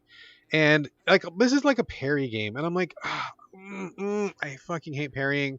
So few people do it correctly. I don't even think From does it correctly. And so like you have to parry a lot, and I found the parry to be pretty unpredictable. I I also feel like if you die, you got to do a corpse run like anybody else does. Like there's just like a lot of like the same like mysterious city kind of stuff. Like it just felt like very much like they were biting from Steez in like all the wrong ways. Like it just was like kind of like a, well, From does this, we're gonna do this too. From does this, we're gonna do this too. And I, like, oh, rest at a bonfire, all the enemies come back. I mean, like, why? I know why Souls does it, but why does anybody else do it? Like, can we just please get off of this for a second? Like, it's bugging me. Wait. Can I? Yeah, It's almost yeah. like a segue, bugging me, kind of. There's disease bugs, maybe. Yes, yes, yes. It's a stretch. There's a disease, and I remember liking that mechanic. It was interesting. It was like you could take the disease and then give it back to the enemies. Sort of. Sort of. So this is okay. So this is like there's two main attempts for this game to be original, and I don't feel like either one works. Okay. This is the one that you're describing is the main one, where if you attack an enemy, it's like they've got kind of like a double life bar sort of. You attack them, the life goes down with your sword. You attack them, but then you have to hit them with your claw, which is your other hand, to make the life stay down. And that's the disease mechanic, which I don't think makes any sense because number one, it's stupid. It's just like I have to hit a guy. It feels like the opposite of the Bloodborne regain mechanic, where if your character in Bloodborne took damage, if you instantly went on the offensive, you could regain that life back because you were going aggro. So it gave the player incentive to be very aggressive. It makes sense in Bloodborne. I understand why they did it, and I think it works. This is like the opposite, where your enemy takes damage. You have to then follow up to lock in that damage. Like, why? Like, and Yeah. honestly, like, it doesn't even make sense. And them, if you don't hit them, they will regain that life, and it regains so slowly. I felt like I was able to kill guys without ever locking in the damage. So I kind of felt like it didn't make any sense at all. The other thing, I think the other part of the disease mechanic that you were mentioning was you can quote unquote like steal some, I don't know, sickness or whatever from these guys. You have to charge up a move, and usually it's most successful like when you've got a guy all the way down, he's about to get executed, he's in a stun state. You charge up your claw, and then you steal like green juice or energy, disease, whatever from him, and whatever weapon his weapon is, or her weapon, or their weapon, you get that weapon for one hit. So let's say, for example, That's what it was. Yeah, that's what it was. Yeah. One of the very first guys that you fight, some sword guy, like you stun him after getting his life down. He stuns, staggers. You charge up, you hit him with your claw, steal his juice, and then you get like a green sword. It's like a giant, like long sword. It hits for a lot, but it's a one use. You do it one time, and then it's gone. You got to like steal it from another guy. So it's kind of a cool idea. But also, I kind of wish like it lasted longer, or maybe you could do more with it, or maybe you kept it until you found another guy. It's basically just like stealing. It's a lot of work to steal a weapon that you only get to use once, and it's nice if you can do it. But I kind of feel like it just isn't quite as developed or as satisfying as it should be. Well, that dovetails into I think the real issue. I'm just going to go ahead and say it, even though this is from like my review from 1973, my preview from 1973, is that it's an action game. It's not a Souls game. Like a Souls game, like you mentioned earlier, Elden Ring, you'd have different upgradable like swords and you find different things. And in this game, if it was a Souls game, you'd actually steal that extra weapon, which would be cool as shit. Yeah. And then you'd have it and you could upgrade it or something. This one, it's an action game. It's like a Devil May Cry moment. And you're like, aha, I Devil May Cry'd you back, you know? So I think that's the difference there. That's a difference. And one thing that really killed it for me ultimately, and I'll tell you, this is like a no-no for anybody. Anybody that pulls your shit on me, I'm out. So there's a concept of super armor. Are you familiar with super armor, Carlos? I don't think so. It's kind of a fighting game term, but it's also in other games. So basically what it means is once you commit to like a certain attack or something, you can't be staggered out of it. That attack is gonna happen no matter what. Sometimes you're invincible. Sometimes you will still take damage, but that attack is gonna happen. And so the enemies get super armor in this game, and it pissed me the fuck off. So like I'd be fighting a guy, like a mid-range guy, go in there with my sword, whack, whack, whack, kill him, or get him real down. He stagger. But at some point, the game is like, okay, you've hit this guy enough. Now we need to hit you back, even though you've been comboing him and you've been on the offensive. So like after like 3 or 4 hits, he just stops. he gets the super armor, and this is just like it's not like he gets armor on. It's just like a change in his posture. All of a sudden, he's not getting staggered by anything you're doing anymore, and then he hits you. And I'm like, fuck everything about that. Like, I'm getting in, I'm getting the combo, I'm getting the drop on this guy, I'm stabbing the shit out of him, and then all of a sudden the game is like, nope, he gets to get his hit off, and I'm like, fuck that. Like, that is the biggest bullshit to me. I fucking hate when games do that. So, I don't know. This game just rubbed me the wrong way. I didn't feel like it was original enough. Didn't feel like it was bringing its own ideas. I didn't feel like it felt great to play. It was just like a worse Bloodborne, and the ideas that it wanted to give to me, I didn't feel like were fully developed. So, I did not care for Thymesia at all. I did not finish it by any means. I got it. I got I don't know, a chunk of it in, and I'm like, okay, enough. I just don't want to play this anymore. So I think that's why I rage quit, by the way, is I probably encountered people who had super armor, and I was like, wait, but I thought I was doing good. You know well, you what I mean? were. I was. The game just decided that it needed to stop you. Well, but last thing about that game is that it's really weird as F. What? Why am I not swearing? It's weird as fuck. We can swear on this podcast. I know, can we? You can. I used to say that back in the day because I did a lot of brand safe content, and I would say as F. Sure. That was an old comeback. Callback. You throw feathers in this game, which is weird. That's a weird thing. And they're supposed to be daggers, but they're feathers. I don't get that one. So that's another. I'm glad you brought that up because I forgot. That's another swipe from Bloodborne, where in Bloodborne you have the pistol in your left hand. That's not really used to shoot people in terms of damage, but it's used to stagger them, stun them stun them out of attack. It's the same thing. You have 3 feathers. I'm not sure if you can get more or not. You might be able to get more, but like when you see a person doing a certain move, you throw a feather, they stagger. It's basically the same thing as the gun, although less predictable. Again, swiping it from Bloodborne, and it just doesn't work as well. Yeah. So, yeah. All right, that was Thymesia. For me, not my thing at all. I guess if you're starving for more Bloodborne and you've already beat Bloodborne a million times, I guess play it, I suppose. But I have a hard time recommending that one. Over to you, Carlos, for video game Fables. This was like a very random. We needed something for the show. I had a couple codes laying around. You chose this one out of a hat. I don't know anything about it. Did you know anything about it when you got this code? No, not really. It really was out of a hat, but I did look at the trailer for a second. So gotcha. Okay, video game Fables on PC. I know literally nothing about it. Tell us all about it. Well, it's going to be a short one. Here's the thing. There's a pro and a con. Okay, there's a big pro and there's a big con. I'll make it short. Okay. It's a cutesy 2D 3D, which means like Paper Mario style. Like 2.5? It's like a 3D world, but like the characters are all 2D. 3D world, but 2D characters. Yeah. Gotcha. Okay. And they're all pixel-based 2D, right? So they're not like hand-drawn. They're like little pixel characters. Gotcha. But they're flat. And they because they're flat 2D pixel characters, they make jokes about that, right? So like, I'll get to the story in a minute, but in the beginning of it, you play as a princess, and she's stuck in a prison, so she just turns her body to the side and like goes through the bars. Yeah. People have done that joke already. You can't swipe that one. So this game is an RPG in that style, 3D world, 2D little sprite characters. It's essentially like a jokey, tongue-in-cheek, making fun of RPGs kind of in a way, but also just trying to be a regular RPG. Sure. I think it might have a struggle with which one it is, but in general, it leans toward being funny. Okay. And that's what I enjoy from the trailer. I was like, oh, if they're going to like make fun of like the hero and stuff like that, then I'm all in. The beginning of this game, you start as a princess, there's a huge evil monster. It's all the same story of like him trying to, take her. He does at some point. But like I said, she leaves and she's like, this is boring. I'm out of here. So it has a feeling of some of the humor that I like from, these comedy RPGs that I play. Mm-hmm. So that's what drew me in. And in the beginning, it works pretty well. Like there's a talking chair, and the talking chair helps you escape for reasons. Sure. And I mean that's what talking chairs do. That's what they do. And he can't, by the way, it can't get out of the prison because, only you can fit out of the hole. And so he's like, but I'm a chair. I'm stuck in here. Anywho, I think the problem lies with the humor. It doesn't always land, but when it does, it's pretty funny. And I'm like, okay, I can keep playing this RPG for that. The other thing is, it's like my first RPG, so it's definitely like for younger people, I think.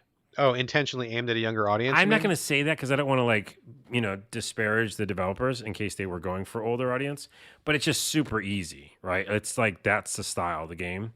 And it's almost like it's telling you combat maneuvers and tutorial stuff that you all probably know, right? Like you know how to upgrade your character and Is stuff like this that. is this like real time or menu based, or is it like a action? Like, is it like the Paper Mario where you're in a turn based battle, but you have real time elements, or like what kind of No, it's combat are just a we talking about? straight turn-based Straight RPG. up. Yeah. Okay, gotcha. But the Okay. point is that in the beginning, they're just telling you a lot that I think most people who play games know, and so that's what bugged me a little bit because I was like, I know all this. We don't need to do this many menus. There's also a lot of menus, which so it kind of was not. It didn't fit with what the vibe was in the beginning. It's like comedy RPG, and then it was like, here's how you play an RPG. And I was like, yeah, but you're making jokes about it. You know what I mean? Like Right. I thought Right. we were all on the same page. So that threw me off, dude, like hard. Because I was like, I want to really enjoy this kind of comedy you're doing. Here's another example of the comedy. Before you leave the main area, and by the way, if you have a party of 3 people, it's kind of funny because one of you know, they're just kind of determined for you in the beginning. You're the princess, you're a hero who is like not really supposed to be a hero, also kind of funny, a monster. Because the monster was like stuck there and his like monster master took off and he's like, well, I'll go with you guys, I guess. So again, I like the setup.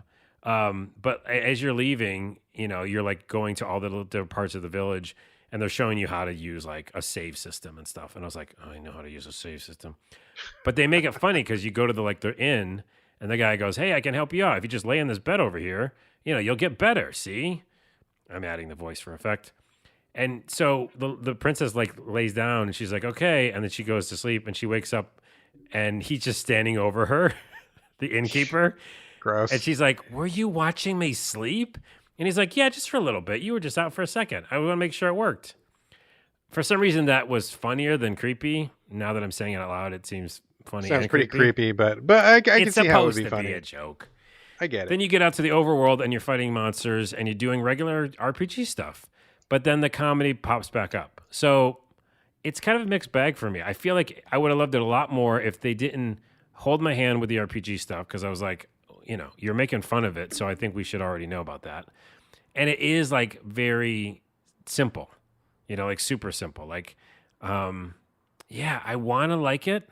I don't think I'm going to stop playing it because I do like some of the humor. But it kind of is a mixed bag for me because it feels like it's going in 2 directions, if that makes sense. Well, you know, it's really tough to be a parody of something if you are still remaining within the structure that you are trying to parody.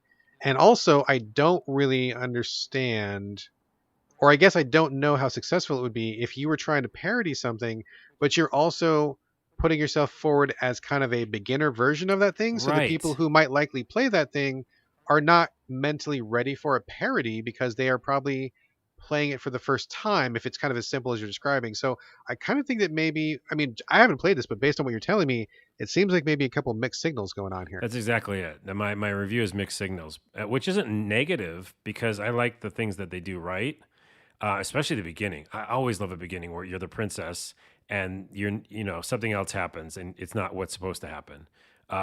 You know, and it does that and it introduces comedy and weirdness, little creepiness, which I liked. In the beginning, like, you know, you play as a character for a second who's not a hero, but kind of like just was in the right place at the right time when the princess was leaving, and now he's like he thinks he's the hero. So yeah, there's a lot of stuff. I just wish they would like double down on like not showing any tutorials and just been like, yeah, this is an RPG, go play it. You know. Yeah, yeah. So other than that, it's kind of interesting and. I think I'll probably play a little more, especially if it like doesn't do as many menus and as many hand holding as you go Right, along. right. All right, well, I guess fill us in if you finished off. I'd be curious to see if it kind of develops one way or the other. Seems like it's kind of straddling a couple different rivers there. Maybe it's got to just pick one, but Yeah. By the way, all right. come on, What? straddling a couple different rivers. A, no one's ever said that, and B, that's the name of the episode. Straddling. We'll see. We'll see. All right, video game Fables, PC, right? PC. Yeah, that's what I'm playing. All right. Last game of the main content here is a game called Voyage. Man, Ratalaika Games, Oh motherfucker, no, really? dude, it's the same old Again? story. It's that. Oh my god, it kind of reminds me of that. Beauty and the Beast, where they're singing and they're like a tale as old as time. Yeah, my relationship with Ratalaika is A as tale a as old tale as as old as time. time. Yep. They get me. We've said this a million times. Every trailer they put out is hot shit. I'm like, yes, That game looks dope. Oh, wait a minute. Who puts out Radalaika? Oh, And you no. still do it though. I still do because their trailers are so good. I want to meet the person that makes Radalaika's trailers because, man, they are genius. They could sell ice to a penguin, brother. They could sell anything. Wait, what was the one in Tommy Boy? He could sell a ketchup a popsicle to a woman in white gloves. That's from I've Tommy never Boy. heard that one. Yeah. That is that is a good one as well. I'm gonna mark that one down. So basically, they got me again. They got me again. They're gonna get me every single time. I keep falling for this because the trailers are great. This looked like a 2D. I don't know, like no words, language free, text free, speech free story of like it looks like a male-ish character and a female-ish character being partners, kind of walking through this weird, kind of a hand-drawn world. Look kind of enigmatic, look kind of adventure-y, maybe a little bit of a brothers vibe, sort of kind of a thing. So I was like, okay, this looks kind of cool, and I didn't know it was from Radalaika at first, and then I, plug in the game, boot it up, and it's like Radalaika, and I'm like, no. And my wife's like, what's wrong? I'm like, oh, Radalaika.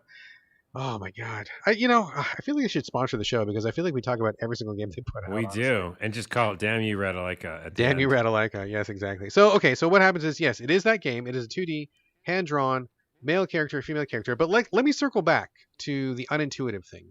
I feel like this game is the poster child for what it means to be impenetrably unintuitive. So I start this game not knowing anything about it other than the trailer, which looks like two people walking through a weird wilderness and look cool. The game starts and you're in like this dark screen, man character, woman character, and then there's a couple like rocks or something. It's nighttime, and then you have these four like little. I don't even know what they're supposed to be. Like these things you're looking at on the screen. Like one is like the D-pad, it's on the left. Then you've got what looks like the Dragon Ball radar from Dragon Ball. And I'm like, oh, what? That's weird. I hope there's not Dragon Balls in this game. Then you've got like A, B, X, Y. And then beyond that, you've got four buttons that are in the shape of ABXY, but there's like an eyeball, an open hand, a shaking hand, and then something else. I forget. So you have like all these icons on the screen at once. No text, no tutorial, no voiceover, no instruction. And so I'm looking at all these things. Honestly, I don't even know what the Dragon Ball Radar does now. I still don't know what it does. So I'm watching it and I'm like, okay, so I'm moving the lady around. You start off as a lady, walking back and forth. You hit one of the buttons and it goes like a little ping, and then like her head or her hand puts off like a little radar ping, and then the three rocks that were on the screen pinged. I'm like, okay, rocks pinging, I get it. It's obviously something I need to do with these. I'm looking around. I'm not figuring out what to do. Like I'm not sure why the D-pad's on the screen. I don't know what that means.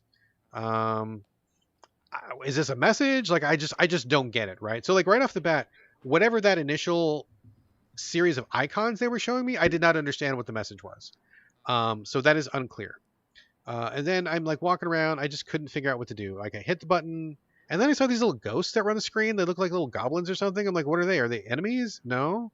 Are they friends? No. They just keep doing the same thing over and over, and I don't know what they're doing. They're kind of like moving around, and I just don't get what the motion is. I don't understand it. And so I just get really frustrated, dude. Like this is the first screen, period. The first screen. I did not even get past the first screen, and I got really frustrated. I'm like, okay, I'm clearly not connecting with this game. This game is not connecting with me. I don't get it. Unintuitive. So I'm like, okay, hey son, come over here. You're 13 and you play many different games than I do, and your brain works in different ways than my brain works. Take over here and tell me what you can get out of this. He's like, yeah, cool. So he jumps on. My son jumps on, and he like walks around. He's like, what am I doing? I'm like, I don't know. That's why I'm asking you. And so he's walking the lady back and forth. He can switch back and forth between the lady and the guy. And he's like, I don't know, Dad. I don't know. I don't know what to do. I'm like, well, shit, I don't know either. And so I call my wife over. I'm like, hey, lady. She plays different games than I do. Her brain works in a different way than mine does. Different game experiences, but also a gamer, no doubt. I'm like, hey, look, I'm stuck on this. This is literally the first screen. I can't figure it out. Can you please, maybe your brain can find something my brain can't find? And she's like, yeah, no problem. She jumps on, stumped. Can't figure it out. So me, 46-year-old lifelong pro gamer, editor of a games fucking website, couldn't figure it out. 13-year-old super Fortnite, super construction, super Kerbal brainy gamer couldn't figure it out. And my wife, super puzzle, super platformy, super action gamer, couldn't figure it out. Neither one of us could figure it out. I had to FAQ the very first screen, brother. The very first So this screen. is a recommend for you then. Absolute recommend game of the year. 10 out of 10. No, 10 out of 10. Don't say no, that. no, Don't say that. Don't say that. No, don't say We're fuck. Do gonna not. we're gonna make a joke now about not giving Yes, reviews because we can give reviews. that is absolutely not a review. That Do is not not use a that review. 10 out of I didn't 10 say that. Like Nope. no. So I got stuck, and I had FAQ, and I'm like, it's funny because I'm sure that the developer, whoever that is, was like, my game doesn't need words or text because it's so intuitive and makes sense. It makes sense to you. Like, you are clearly not understanding that there are brains out there that don't work in the same way that yours does. And I was stumped. I had no idea what this game was trying to tell me at all. So I jump on an FAQ, and I'm like, oh, okay. So what was happening was those little ghosts were, it looked to me like they were climbing on top of a rock. I'm still not sure what that was about, but I had to walk to like the back of a rock, hold down one of the buttons that I didn't think did anything, and then push this giant fucking boulder, which to me looked like way too big for my character to push, into this the center of the screen, and then all of a sudden like a magical portal opened up. And I'm like, okay, none of that. Once you knew what to do, it took you like 4 seconds, but I literally couldn't figure it out. My entire family couldn't figure it out. This game stumped my family. That's how Mm. weird it was. So I get past that screen, go to the next screen. I don't understand what happened. It's like you put the rocks together, a flash of energy, and then you're falling out of like a stasis tube. I'm like, was that a hallucination? Was I in a dream state? Was I in a different dimension? I have no idea what just happened. So you fall out of this juice, fall out of a stasis tube. You're in a new land, don't know where you are, and you're just like, the very next thing is like, your the ghosts that you saw are pulling you up to the next ledge. So I'm like, okay, I got that, no problem. Got to the next thing. One person jumps up, the other person pulls them up. Got it. Very next level, there's a rock. You need to push the rock. I push the rock, and then what? I can't get it. I don't understand what's going on. You ping the thing. There's a ping on the ground. Okay, I got to be on the ground. I got to push the rock. I got to move the rock. I jump off the rock. No, got to lift the rock. Can't lift the rock. Partner on the rock. I'm on the ground. No, that doesn't work. I'm like doing literally everything I can do. I cannot figure it out again. And Mm. so I'm just like, okay, I get to the point and I'm like, I'm out. I'm out. I'm out. I'm out. I figured it out like 1 second before I quit the game. But it's like, if this is like how this game is going to be, I don't need this aggravation. Clearly, this game and the developer and me are not on the same wavelength, like at all. And that's fine. But you have to realize as a developer that if you are taking the risk of having no language, no tutorials, no instruction, no teaching, you have to go the extra mile to make sure that what you are putting on screen is approachable to a wide variety of brain types. My Yeah. brain type did not match at all, not even remotely. And so I'm sure that it makes sense to this person who created this game, probably spent 3 years making this game. They knew it inside and out, could play it blindfolded, I'm sure. But you need to approach that in a way that other people can approach it. I was so stumped and so frustrated. Nowhere near the end. I don't even know what happens next. I don't care. I don't fucking care. I just was so angry and frustrated. So that was a huge, probably worst game I played all week. And maybe it's a cool game, but the fact is, there's more to making a successful game than just making the game. Like, you have to think about players, teaching, tutorials, approachability, in-game teaching, examples. Like, there's all sorts of stuff that goes into making something playable. You can't just make it to your own tastes.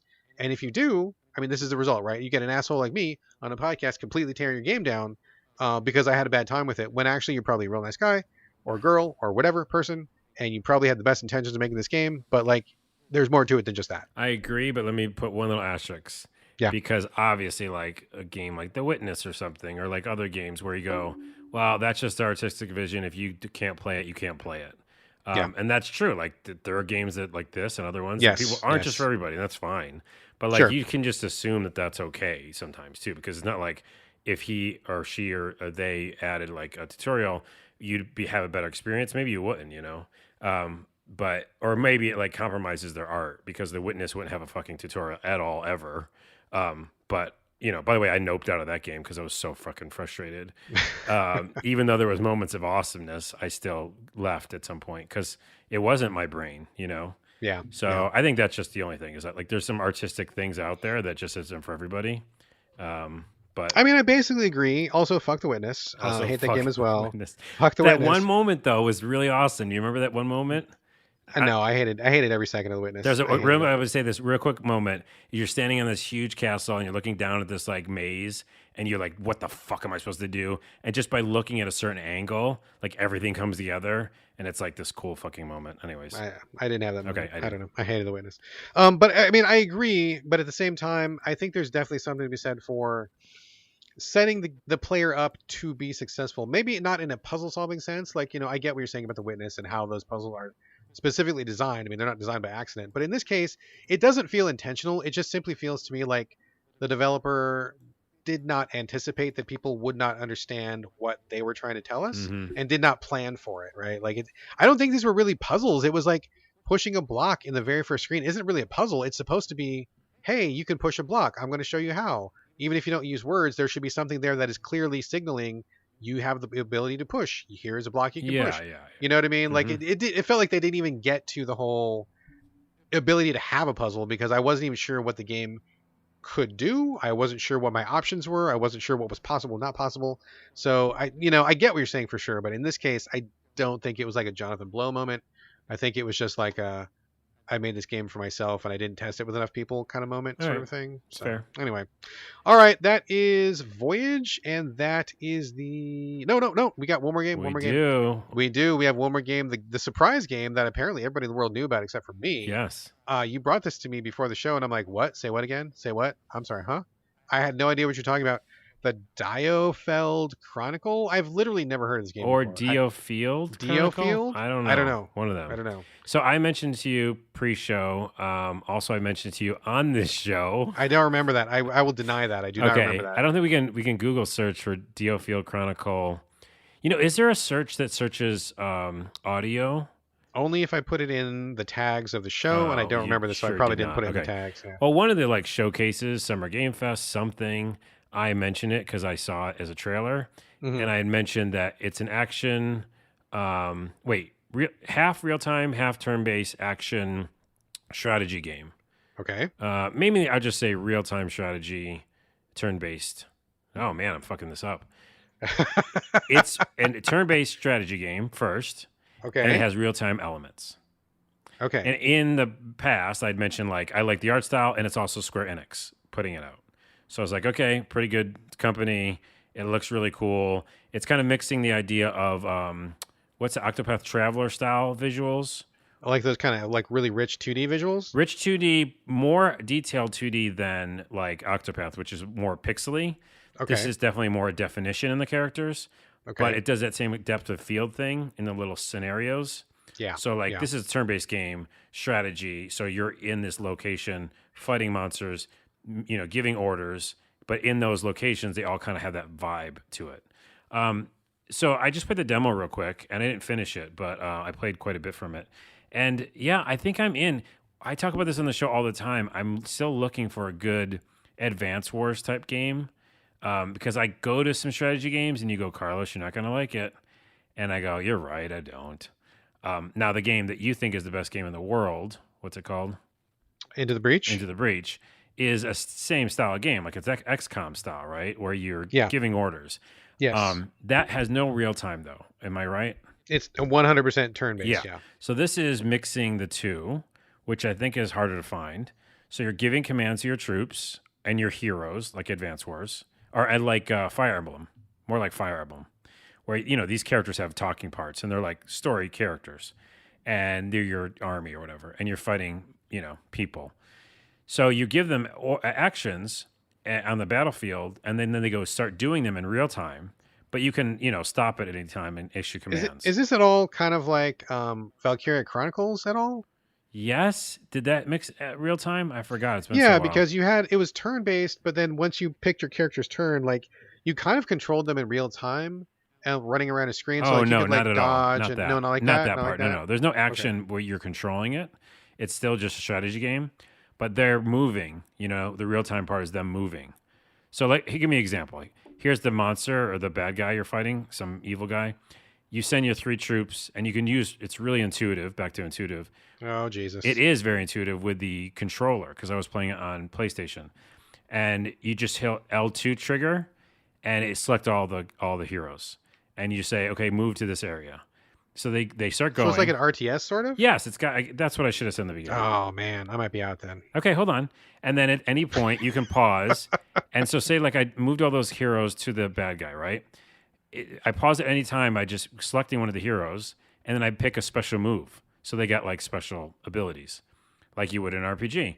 and then they execute that special move, and then I can pause again and put a potion, eat a potion or whatever, and then that's it. That's how the game plays. So the auto attack, unless you stop to do something special, like a special move or move them So like again. Final Fantasy 12 or something. Yes, Like you're assigning a Or Final gambit to Fantasy, somebody. was it 12? Yeah, totally. The first one was 12, where like you tell somebody what to do, they go do it, or maybe they have an assigned behavior script, they go do that thing. Yeah. But then if you need to change because situation changes or whatever, you pause it, give them a different action or like a heal or something, and then when you restart time, they just keep doing the thing you told them to do. I right? think Is you that can. kind of what Yeah, and you can do that in Xenoblade Chronicles too, right? I think that same style. Yeah, similar. So, anyways, that's the longest intro and explanation of what the style of the game is. Minus that, you get the idea what it is now. I really like the graphics, and also to just go against what I just said, there is one more style of this game, which is the third-person walking around game. So I remember I mentioned a few of these games on the podcast before where they mix those two. King's Bounty is one of them. In King's Bounty, you walked around as a third-person character, and then you get into battles, and it does like the battle scene. So that's the same thing. I was kind of surprised to see that. Once I finished my first main battle on this demo, it jumped to a character that was just walking around the screen, third person. So it's mixing those two together. I like it. I don't know. It seems really interesting. Just played the demo, but I've been waiting for a strategy game that I can really get into. And, it's hard to mix the two, third person and strategy. So we'll see. But I'm excited to try more of it. Interesting. I don't ever remember this coming across my radar. If you talked about this on the show, I completely blanked out on it because this name doesn't sound familiar. I was looking at it on Google and on the Google Images, and I'm like, man, I don't remember ever seeing this game. So I must have. I don't know. I was in a fugue state or something. I was briefly kidnapped by gray aliens. I don't know. You might what have been happened. frozen. Have you seen that video? Which I'm going to give a treat to all of our listeners. This is usually a before you go moment, but there's a really creepy, weird video of Al Roker, the news reporter. Yeah, the on Today's Show. Today's Show, and there's just YouTube like Al Roker frozen. At like something happens and he looks at the camera and just freezes and he doesn't move for like 17 seconds. You have like a mini stroke or something? No, it's told that he was doing a joke with the director, but there's other scenes out there, and this is a rabbit hole, by the way, on YouTube, of like people and celebrities, a lot of them are celebrities, like freezing, and it's weird. Like there's one with Shaq, and I wouldn't put it past Shaq doing it because he makes a lot of, funny things, but it's creepy looking how frozen he is, like a video game character. This is a tangent I didn't think I was going on. But wow. Why did I bring this up?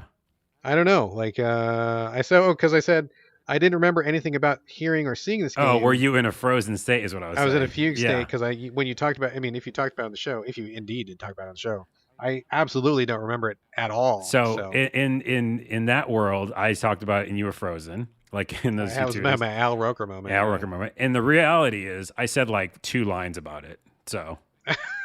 Yeah, because I remember going like, "Oh, did you see that in Summer Game Fest? It was like a strategy game. It looks cool, huh, Brad?" And you're like, not for me." Anyways, moving on. Probably. I don't know. All right. I'm gonna go after this. I'm gonna go download the demo. It's on all the platforms. It's on all the platforms right now, and there's no reason not to try it. And right. I like a strategy game. I'm interested. I'll go check it out. All right, Diofeld or something. Chronicle. Yeah. I'll go check it out. All right, that is the end of the game's content, end of the main show. Before we move on to one last thing before we go, I do want to give a quick shout out to the people who retweeted the show last week. You are all my personal heroes. Thank you very, very much. Shout out to My Tainted Brain, Marco Mortiaro, Hoppelgame, and Angelus_04. Thank you all very much. You are the personal heroes of this show and this episode. I really appreciate it. Every share helps. Every retweet helps. Every mention helps. So thank you very much. Okay, so one last thing before we go. Carlos, one last thing before you go. I got a bunch. You got anything? 2 quick ones. One, I am going to play Saints Row. I know. What am I doing to myself? It comes out in 2 days. I have just enough money to get it. Oh, okay. So wait, we did not get a code. So we did not. Wait. I can't say anything about it, but I will say I'm not going to say any details. But I've been in the review game for a while, and based on how this game is rolling out, I have some concerns. You do. So I know. I do have some concerns. Now, here's the thing. With me and concerns. What do I do about concerns? You throw them to the wind. Yes. I take all my hard-earned money and I throw them at things that people say I should be concerned about, and I get them anyhow. Game developers, you like me. Anyways, it's because of this. It's easy. I need another open world game, and it's I been a hope long time. it has been. I hope it's good, man. I mean, I love the Saint series. I'm definitely a fan. I hope it's really well and good and fun. I'm gonna hold off. And like you said, we did not get a code, so whatever, it's fine. We don't get codes for everything, no big deal. But just based on what's going on behind the scenes, which I'm not going to talk about right now, I do have some serious concerns. So I hope that it's fine. Hope things are okay, but I am very All cautious. right. All right. Do you want to do? And then I have one more No, no, thing. go ahead. Go ahead. I just want to mention we talk about movies and shows all the time. I finally got around to seeing Elvis. Now Elvis is the I Boz. mean, he died quite a while ago. What are you talking about? What? Okay, come on. Elvis has been dead for decades. I Dude. know. I said the movie.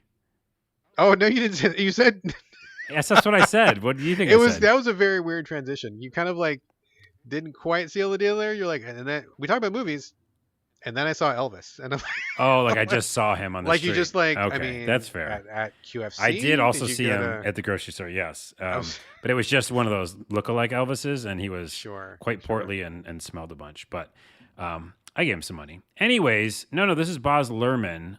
He is the director who's done crazy movies, mostly a lot of musicals. Yeah. What did he Romeo do? and Juliet, Moulin What's that Rouge. French one? Moulin Rouge. Yeah. That's what it was. And I think I liked all of them. He gets a little self-indulgent. That's kind of his style. Sure. But at the same time, they're always a spectacle. They're really like, and I love his transitions. He does these weird transitions where like, a signpost will come up and that's the transition. I just love his style. I really do. And so this is, weirdly enough, has Tom Hanks in it as Elvis's manager back in the day. A lot of this is based on reality. I mean, it's not like a fictitious story.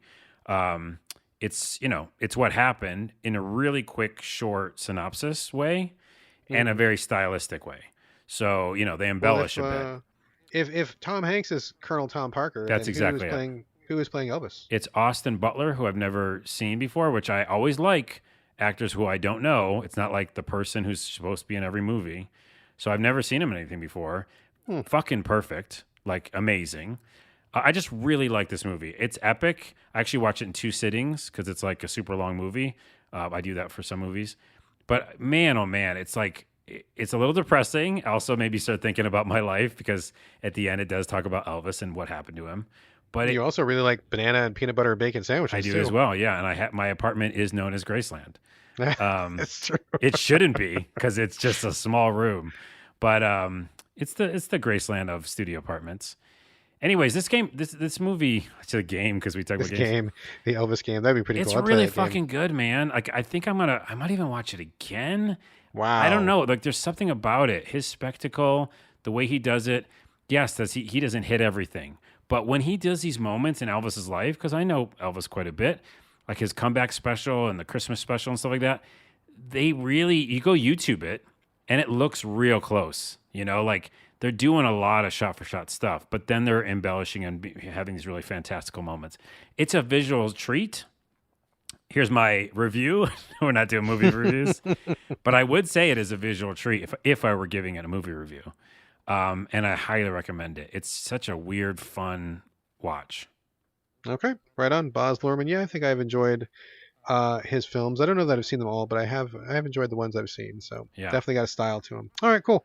All right, so one last thing before we go. Just heads up that the I Am Groot series of trailers are up on Disney Plus. They're all like, I don't know, like 5-10 minutes, where Groot, the tree creature from Guardians of the Galaxy, is on his own, and he's going to get into different shenanigans. I think the first one, he's like in the spaceship, and he's kind of like competing with this other like bonsai tree for some space or something. It's just got, very cute, very kid oriented, very light. I think there's maybe like 6 or 8 shorts, so check those out if you want to.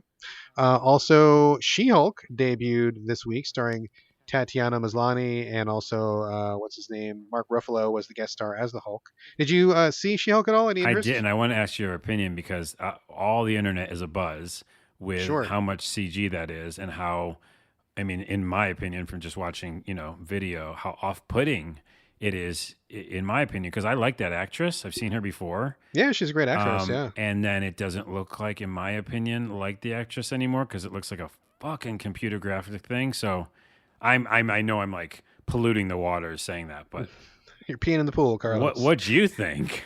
I saw the trailers before it came out, and I was feeling the same way you did. I thought some of the early footage was kind of bad, and I don't know how else you would do She-Hulk other than paint her green, which would absolutely not work at all.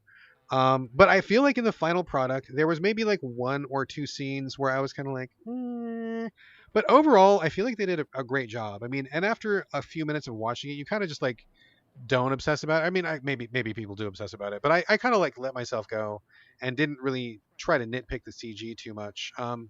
But it is a lot of CG because it's like the very first episode, it's like She-Hulk and her cousin, the actual Hulk, talking, and those are both two CG characters. So most of the show is two CG characters talking to each other in real life settings. They're in Mexico for most of it, and so you have to get past that. If you can't get past that, then maybe don't bother with the show. But if you are able to get past it, I gotta say I liked it a lot more than I thought I was going to. The writing I think is really good. And they address the situation how she becomes She-Hulk right away, and it all makes sense. They've got a lot of She-Hulk's personality quirks from the comics. I mean, she's still a lawyer, of course. She's dealing with being a new Hulk. She breaks the fourth wall often, which is something she did in the comic book like all the time. That was one of the things she was famous for in the comic book. And I think it just gets off to a really good start. I feel like it was really well done. And one of the I'm not gonna. I mean, it's like the hot point of this episode. I don't know if you've heard about it or not, but at one point the Hulk is trying to train She-Hulk to master her Hulkness. And I don't feel like this is a spoiler because the entire internet is aflame with this one point right now. It's like the biggest talking point about the show, and it kind of tells whether you're gonna like it or not. But she learns how to become the She-Hulk like in a day, and the Hulk is like, "What the fuck is this?" Because it's taken me 15 years to master my Hulk.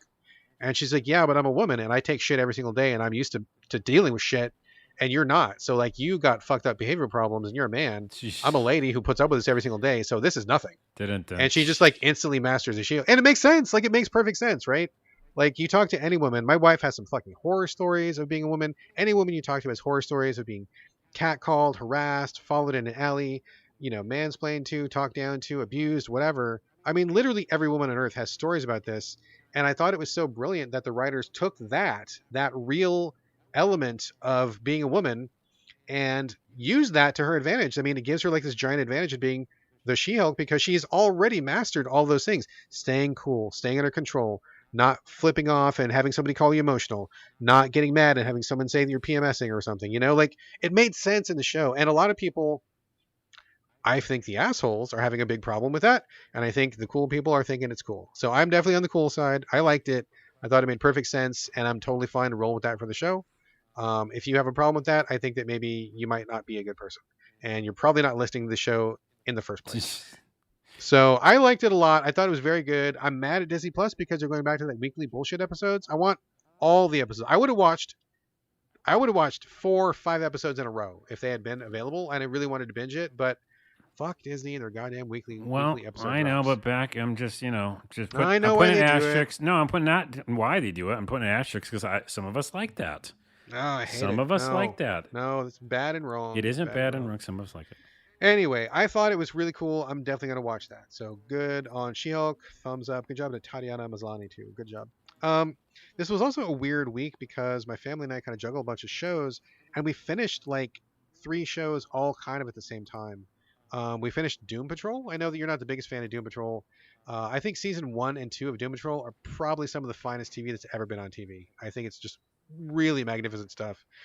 Season 3 just ended, and because of what's going on with Time Warner and HBO, this is likely not going to come back. I'd be very surprised if it had a way to come back because, as anybody knows who's been following the social media stories, the guy at Time Warner is slashing and burning HBO for, I mean, he says tax purposes, and a lot of people are like, that doesn't make sense, and whatever, we're not going to get it here. But basically, they're killing a bunch of shows. They're taking off a lot of animated shows. They're taking off a lot of original content. He's basically like destroying everything that made HBO so popular in the first place. So I would be very, very surprised if Doom Patrol comes back, which is unfortunate because I think it's a great show. Season 3, not their strongest season. 1 and 2, I think, are magnificent, but it was good. I love those characters. I'm sad that we're probably never going to see them again. So There was that. We finished season 3 of The Boys. Do you watch that or you don't watch that? No, You I don't watch don't. that. And I mentioned it on the show before Yeah, because we I'm talked so about it mad about it before. because I don't like Game of Thrones injustice. Yeah. The Boys is really excellent. It's a tough show to watch, and I feel like I am legitimately traumatized by it. I think we mentioned this earlier. This show has given me trauma. It's given my wife trauma. Every time we watch any show whatsoever where there's a quiet moment, or if someone's in a car and it's a quiet moment, we are expecting that that person is going to explode into chunky bits. Dude, that's Um, exactly why you don't watch this show then. That's dude, and it like, happens all the time. It has broken me. It has broken ugh. me the same way that like Clock Tower broke me on PS1. It's like broken, like irreparable damage, dude. So like anytime a quiet moment, I get real antsy and uncomfortable because I'm waiting for the bomb to go off. Dumb. So it sucks. I hate that I got traumatized, but I will say that the show is pretty brilliant in some ways. And season 3, much like a lot of season 2, it's all about Trump and MAGA shit, dude. Like even though they're superheroes, what they're really talking about is the political unrest that's happening in real time in the United States. Yeah. Like the main character, his name is Homelander. He's kind of like evil Superman. He is becoming like this total Trump figure, right? And all the people who support him are becoming like the Trump supporters. And like everything that he does is more and more awful, and he keeps thinking that the people are going to reject him, and they just love him even more. Right, but And he just keeps going with can I it. stop you Yeah, right there? That's yeah, exactly why I would never watch that show. When we're in this moment in the real world of that stuff happening, and I know he's playing a character to yeah, ham it up, but you mix that together with the already injustice that I would feel out of a Game of Thrones show, that makes it the exact recipe for me not to want to watch it because he doesn't lose. And if this guy doesn't lose and he's representing this, I think, negative, for sure, for sentiment, sure. then why would I want to watch a show about that? I mean, I want to see him lose, right? But Like he hasn't lost yet, right? he How hasn't many lost seasons? yet. No, he hasn't lost yet, and I He's think not that's kind gonna of lose. in parallel with what's going on. But I mean, I feel like it's the value in this is I appreciate seeing that there is somebody else out in the world who sees the same things that we do, right? Like when I look at the news, when I look at Twitter, when I see whatever crazy shit's going on in the country, I mean, America is losing its fucking mind. We are a Republican decline. Rome is burning. People are fiddling. Like it's crazy here in America. Like real talk, it's nonsense. Annihilation times. And like I'm glad that I'm not the only one because sometimes you can just like be around people who just don't acknowledge that. And it's kind of crazy making to not get that same sense from people that you talk to. But like the show Heroes absolutely sees that. They see the exact same thing that we see. A lot of the lines in that show were taken verbatim from like Trump rallies. And you see it on the show and you're like, "Oh my god, it's like so fucking crazy." I hope that someone somewhere is just going to wake up or just realize that, this is what's happening. And even if we have to talk about it in superhero terms, let's talk about it somehow and let's get it up there and let's focus on it a little bit. I don't know if it's going to happen. I don't know, but I mean, at least for me, there's the hope that Homelander is going to get his comeuppance. Hasn't got it yet, but maybe he will. Well, But at the very least, I appreciate seeing characters who are trying to do something about it. to the point of that, well, 2 points real quick. One, the boys comic book, no one loses. Like they're awful people that do awful things. That's why I wouldn't read that comic book. I haven't read that. And by the way, yet, I that don't know. comic book, I think the first episode, there's like a horrible moment, and I'm like, oh, geez, that's burned into my retinas. And then secondly, you can do what you're saying, and you can do Homelander, and you can align things with what's going on in this world, and then you can make justice happen in that show. And why the fuck aren't more, directors and writers making those shows? I think, and this is a plea, all right, to people who have more position of creating shows than I do right now. I think it's important to do that now more than ever because all the things you say are true, right?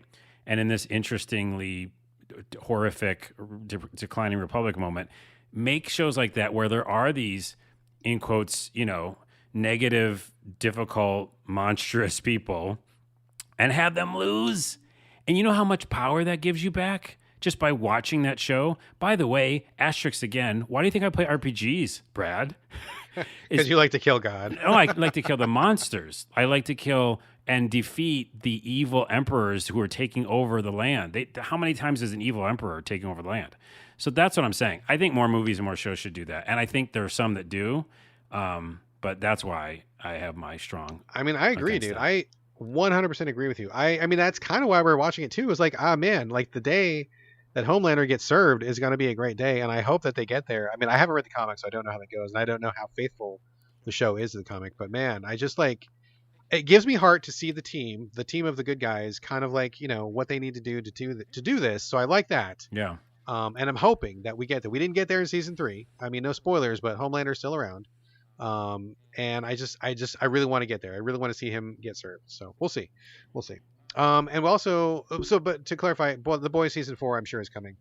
That's not ended. But one show that is ended is Amphibia. I've talked about this a couple times. It's on Disney Plus. It's a cartoon from Matt Braley, who has worked on some other cartoons. It's about a girl named Anne who is Thai. They talk about that several times on the show, like her Thai background and her Thai family comes into it, which I think is awesome.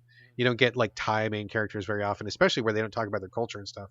But she gets sucked into a world of frogs and like people, anthropomorphic frogs, and she has adventures with them. But then after it goes from adventures, kind of happy-go-lucky stuff, it turns into like kind of a more series arcing kind of overall story. It gets pretty serious in the end.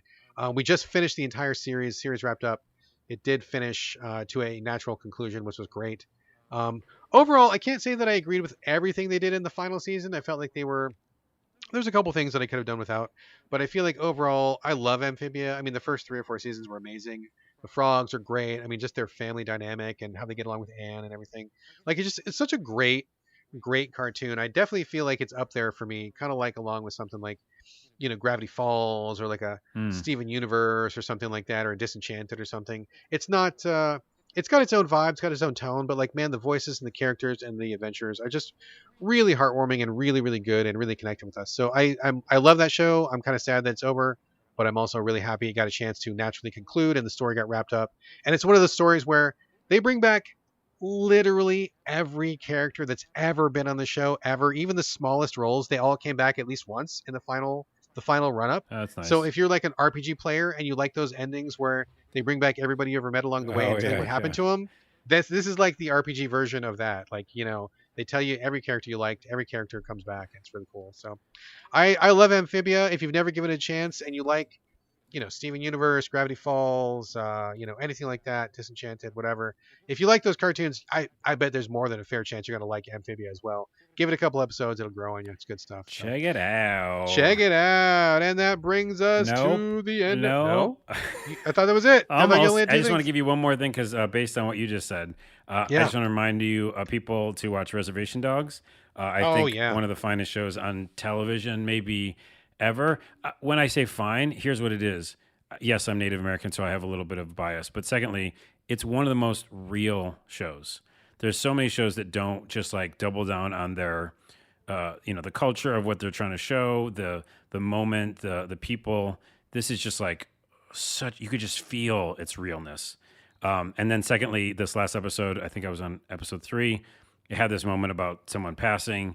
I still think about my dad, who was, the biggest influence when it comes to Native culture for me. Yeah. And I like started tearing up, and because it like, I basically said like, fuck you guys, like what was happening while I was like tearing up, because what they do, minor spoiler for the show is, they literally make you cry and then laugh.